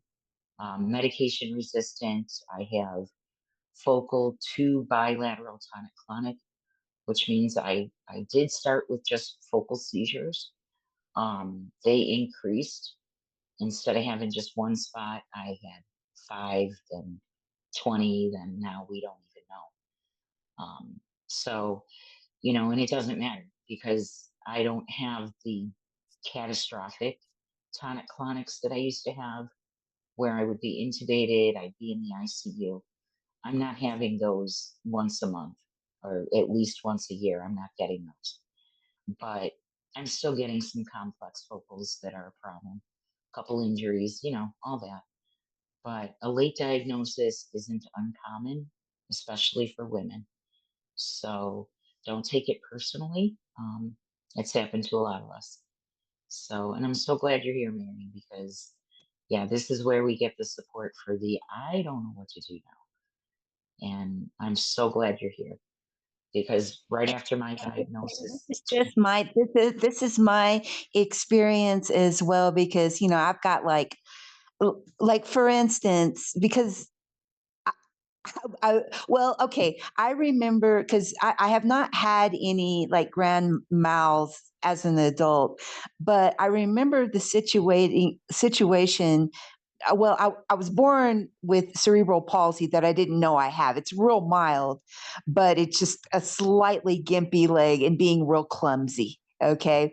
But I remember when I was 3 years old, my parents, both of them had drug and alcohol problems. My mom left about 7 or 8 Valium on the bathroom, kitchen sink. And because Valium are sweet, I thought they were like mints or something. And I overdosed and I had a seizure then, I remember. And they did not take me to the hospital. They were trying to make me vomit. I could not vomit it out. And I remember that. And then I remember my father used to work me really hard in the Texas sun, mowing lawns and doing stuff. And it was like, 105 degrees. And anyway, I got heat exhaustion and I started having grand mal seizures then. And what they did is that they took me to the emergency room, and they lied and said it was because I was in PE. It was the heat, being in physical education, and school had only been on for like a week. But yeah, they lied. I mean, everything is just kind of messing with my brain. I did not realize that I was this level of autistic, even though I had all of the issues. I mean, I had delayed speech, very delayed speech, delayed toiletry, dyslexia. I mean, just complete. And I didn't realize it was moderate level. I'm just thinking I'm a nerd, and because I was always very intellectual, never knew. But I always had, since I never had any grand mals after that, it was always like, I'm having a great day, and then all of a sudden I have this incredibly suicidal feeling, and then like a metallic taste, and then like, really bad fatigue afterwards. And then, yeah, music playing in my head or whatever. Or sometimes I would just drop like on the ground, and like bust my knees up or whatever. But I just thought that I just didn't have my shit together. And I've been on like 11 different meds in the past, and they all damaged me, and none of them helped. And just like personality disorders, fucked up, this, that, whatever. And this is just a screw to my head. I mean, all this clumsiness, Yeah. was due to, yeah, was number one was due to, actual damage, in my motor systems. And, so cerebral palsy, I never knew I had. And then it's not just that, it's obviously I'm losing consciousness and just dropping, on the ground Ah, occasionally. So it's one being clumsy, and another.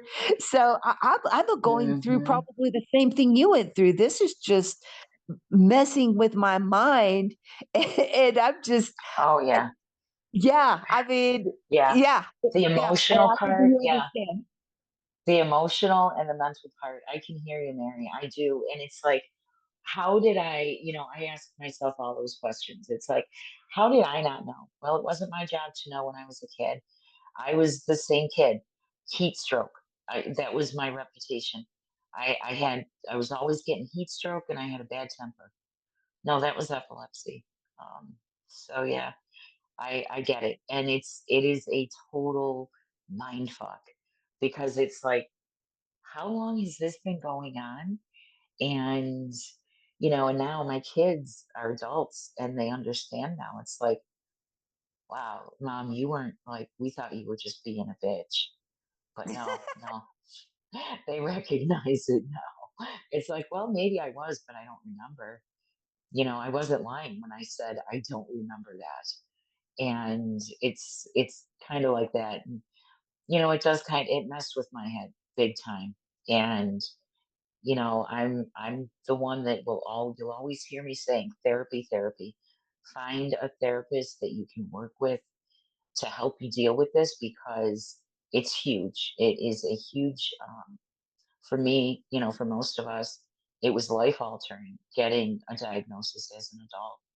I had to stop working. I could no longer drive. I was a single mom.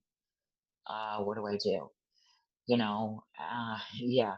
So you're right. It's a literal brain fuck. But at least some of it can be treated. And I would honestly embrace the autism because that's a characteristic that I actually appreciate. I've never been diagnosed autistic, but I have a lot of people in my circles who are autistic or Asperger's. They are the most amazing minds. And I appreciate that. But yeah, don't let it bring you down. Wear that as a badge. Okay. I would, but therapy is always a good idea. It sounds like you've got a good outlook even still, but it's so confusing. And those suicidal thoughts that come up, that can be the doom that some of us feel. It's just a real heavy, negative. Sometimes I'll feel I do not want to feel this. I would rather be dead, but I don't want to kill myself. You know what I mean? It's like, I just don't Yes. want to feel this. Yeah. Well, But yeah. thank Hey, you. Does anybody here, is everybody here disabled? Can anybody like work part-time or full-time? Um, I think disabled is like how you kind of feel. I think we have a disability, but disabled, I'm not necessarily disabled. I want to say I am so I can get disability, but it doesn't work like that. So, yeah, I'm not disabled. I forgot your other question. I'm sure you understand the memory thing. How's your memory? My memory, I'm always like losing my keys and stuff like that, but I live by myself, so I don't really know just how screwed up I am. I mean, I've got a very simple life, but despite having a really good education and being, smarty, I cannot work full time. I mean, I can only work maybe 5, 10 hours a week. I do very, very professionally, but I between everything that has been pounded onto my life, I would love to be a college professor, but I can't work. I can't work that Okay. anymore. So I don't work. I haven't worked in about 4 years. My family put in a resignation letter, so I couldn't work. Actually, I put in the resignation letter. I didn't know what it was. They wrote it and told me to give it to my boss. I went to work, and he's like, "So you're quitting?" And then that's when I was like, what do you mean? I was almost clocked in after I gave him the letter and got that. So yeah, I haven't worked in about 3 or 4 years. I would have kept going if I could, but my family said my seizures are getting too bad. And falling in the fryer just didn't help my end of the story. So I just had to quit working. I'm 90% dependent on other people, but I try to take 50 of that off of other people, which shouldn't be like that. But I try not to be a burden on people. Doesn't help because I have epilepsy. So yeah, that's my We will story. escape, Pookie. We will escape. Keep telling yourself that is what I keep telling myself. So it gets better with time. Because like I said, I had it for 20 years. So I'm still here to tell my story is the good part. But I'm sorry, I read your post, Toaster. You had a seizure and someone else also. See ya. Mm, making making mac and cheese. Bent the pot. But the dogs had nice dinner. Everything was all cleaned up. Nice. Sorry, Not nice, I'm but feeling my medicine, so I actually might jump off again. all right. Yeah, We'll I'm see right you behind Friday. you, Toast. Yes, I Hey, I need to love keep you all. going, but I'll be back I love next you, girl. Tuesday. I'll be back next Tuesday, but I really appreciate you guys, and I'll let you know how my EEG goes. Looking Thank forward See to you you. hearing. Friday also. See you then. We're here Friday. We're here Friday too, if you want to jump Yep. in. Oh, But great. Okay, definitely, we're here Thanks. for you, Mary. Bye, Mary. thank you. It was good to have Thank you. you. Thank you. Have a great evening. Thank you. You You too. too. Bye bye. Wow. Wow, guys. So was she somebody Wow. who's actually able to hold down a job? I couldn't be here for the whole She conversation. didn't say much. 10 weeks, Taken 10 out hours a twice. week, professional, but yeah, I don't know. Yeah, I think she said she does working, but she can't work full time. I believe I heard that much. But you know how that memory goes. Mm. Let's all put our memory together and see what we remember. I got Rachel on my mind all day today.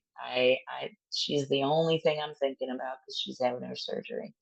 So yeah, what can I remember? Let's see. I will never forget Toast. Those stories blow my I've been mind. thinking about what's her name, Nicole. She joined earlier and didn't say anything, didn't turn her camera on, but I meant to say something to her. Oh, she did pop in. Okay. Yeah, I think we were She. deep in the Yeah, middle of the conversation. I think things are looking up a little bit for her. She made some progress for the rideshare program with the Epilepsy Foundation. So that was a good thing because she sent me a text and but yeah, really worried about her. You know, we all get to that point. Well, we don't all do, but you know, we get to that point where we just feel completely helpless and like there's no help available. Right. But you know, it's like, no, you have to find an epilepsy center. She can't just go to a doctor in Alabama and when all they're telling her is we'll pray for you. And I'm like, if they tell you that at an epilepsy center, call me. Put me on speakerphone. More than happy to be there for you. You know, so she knows we're there for her. But, you know, I didn't spend a week reading those regulations just for myself. I knew that we would need that. And you know, that's why I recommend go to an epilepsy center because they have to follow those regulations. And once you see that they're not, well, you don't have to report them to the accrediting foundation, but you just have to let them know that you see that flaw and you need it remedied or you're going to have to report it. Because just reporting that to the state, that goes to the National Association. So, you know, but she wore me out last week. I mean, she really, yeah, it was all too familiar. I remember feeling like that and sounding like that. So yeah. Who Yeah. else we got? So And then we there's got, Saya. Yeah. yeah, I just read that Sia said she had a seizure. Yeah, she had another one. She said I had a few TCs, hit my head, smashed my shoulder and forearm. Family came to help me, so I didn't drown in my drool. I'll come back Friday. Mm, See you Friday, Sia. yeah. Yeah. It's like she's having a lot of them. And Yeah. she's on the wrong side of the mountains up there in California. That's the problem. She's way up in Northern California, rural area. Oh, those are And the worst. Remember she said she was going to get yeah. her rescue meds Might as well early. not be in California if you're going to the rural areas. But Yeah. wait. Mm. Sia's actually out there by my mom, she told me. So it's kind of rural, but it's kind of city, but it's California is a out there. different place. Yeah. It's hard to explain. There's a little bit of everything, except for snow. We don't get that. Mm. Some people say you're not missing nothing, but yeah, we don't get snow. I've never seen a snowball, anything like that. Never Pookie, been. Big Bear. Huh? Big Bear has snow. You said where has snow? Big Bear. I heard that, but yeah, that's like we got to go find those one or two places. Yeah, if you want to go skiing, right?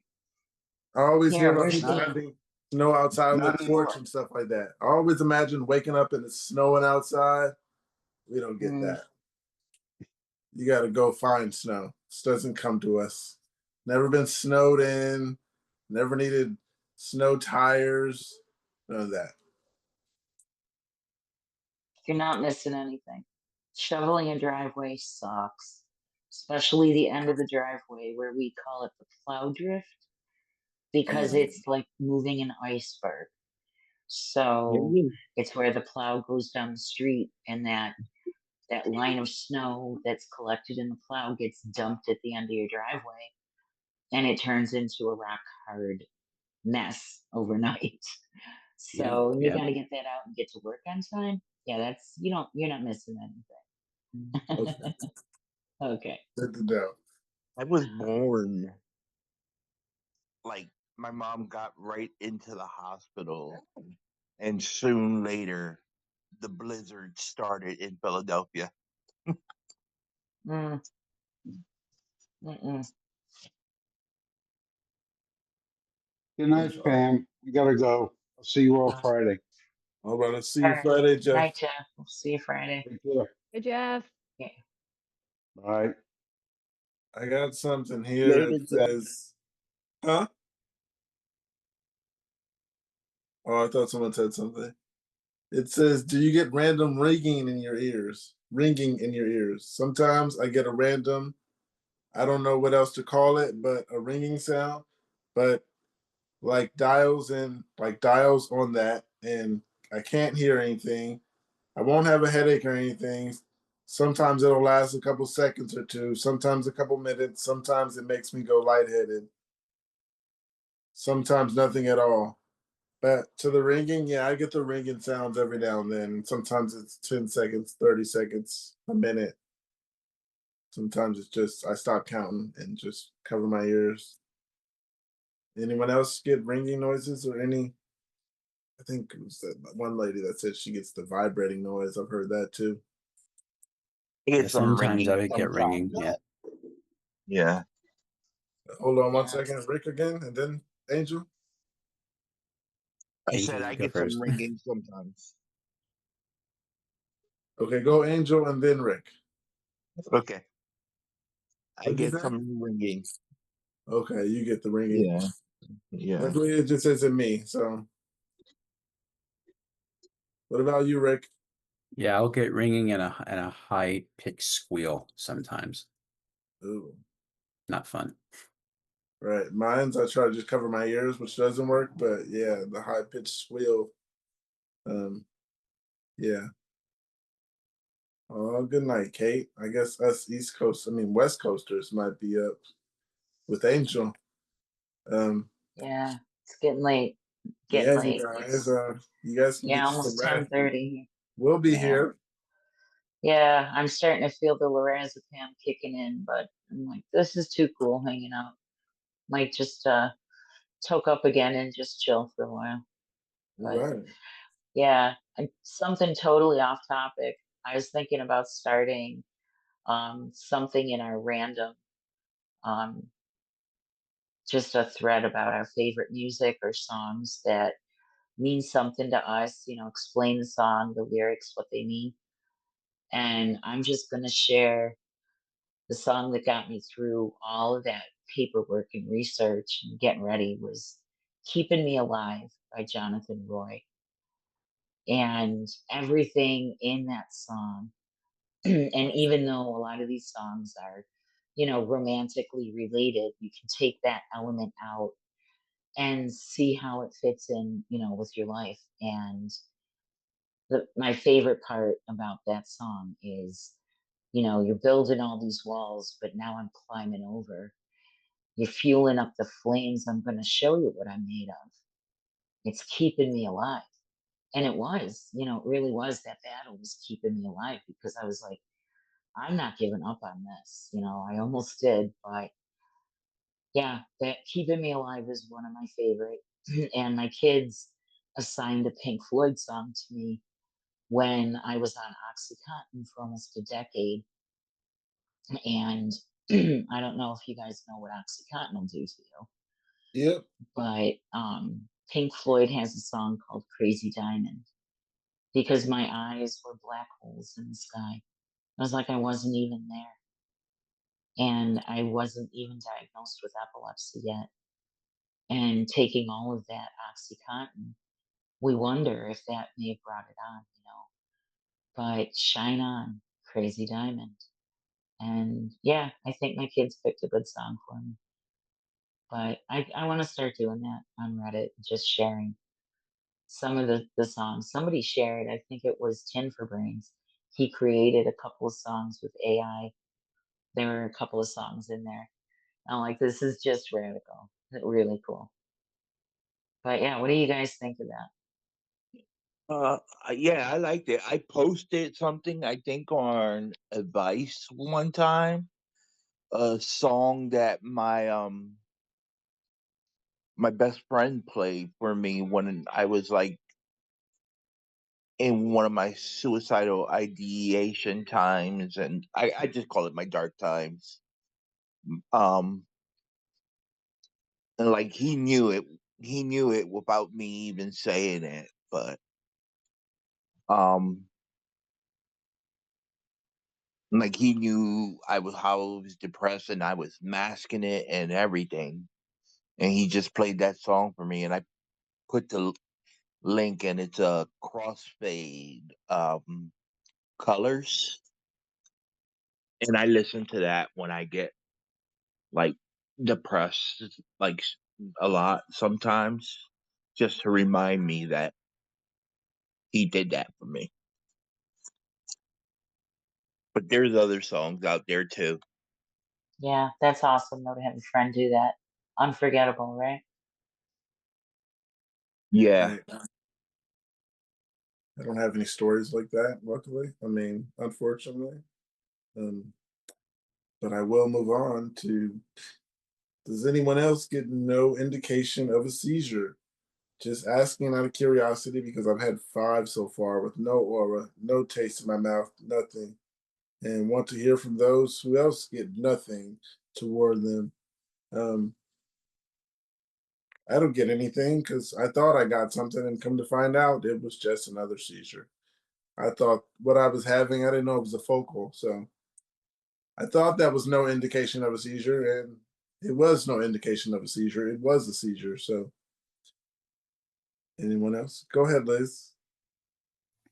Or Yes, so I'm kinda same boat. I don't really get auras, but I kind of like at this point know like what my triggers are. So if like slept like total crap the night before or something, you can more or less kind of expect it if you're like, for me, like if I'm being super active, like first thing in the morning or something, I'm interested to see if other people just straight up don't have auras and they just like hit randomly, regardless if they've been doing anything to trigger them potentially. Go ahead, Rick.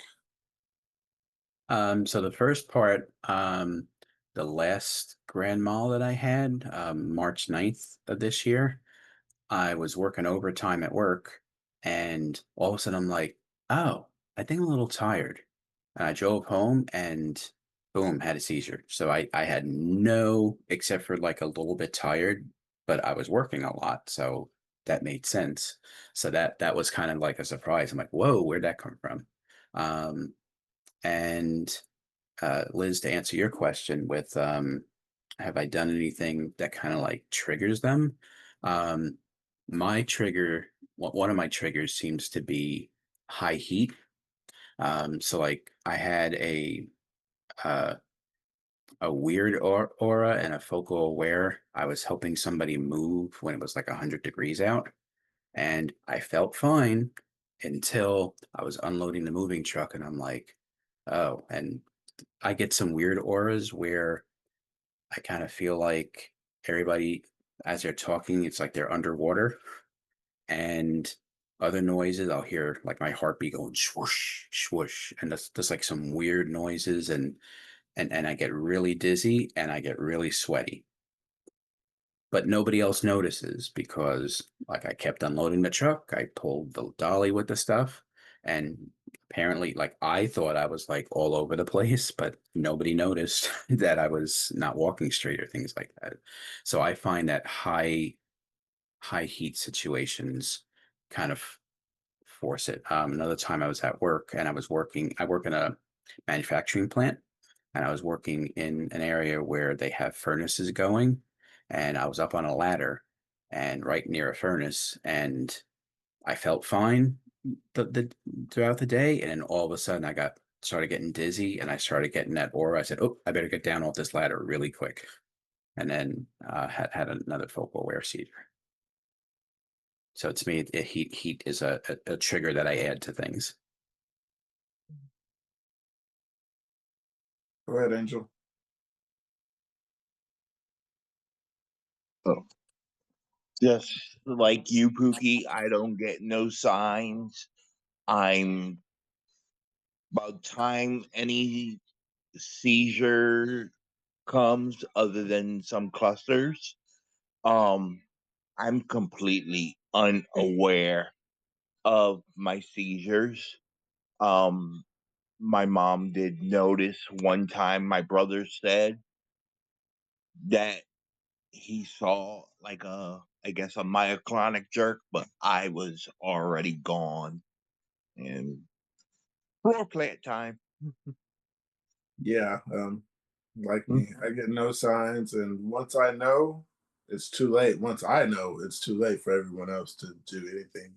So yeah, either I know and I'm falling and I'm looking at the floor as I'm falling towards it, or I know because I'm waking up in the ambulance or the hospital.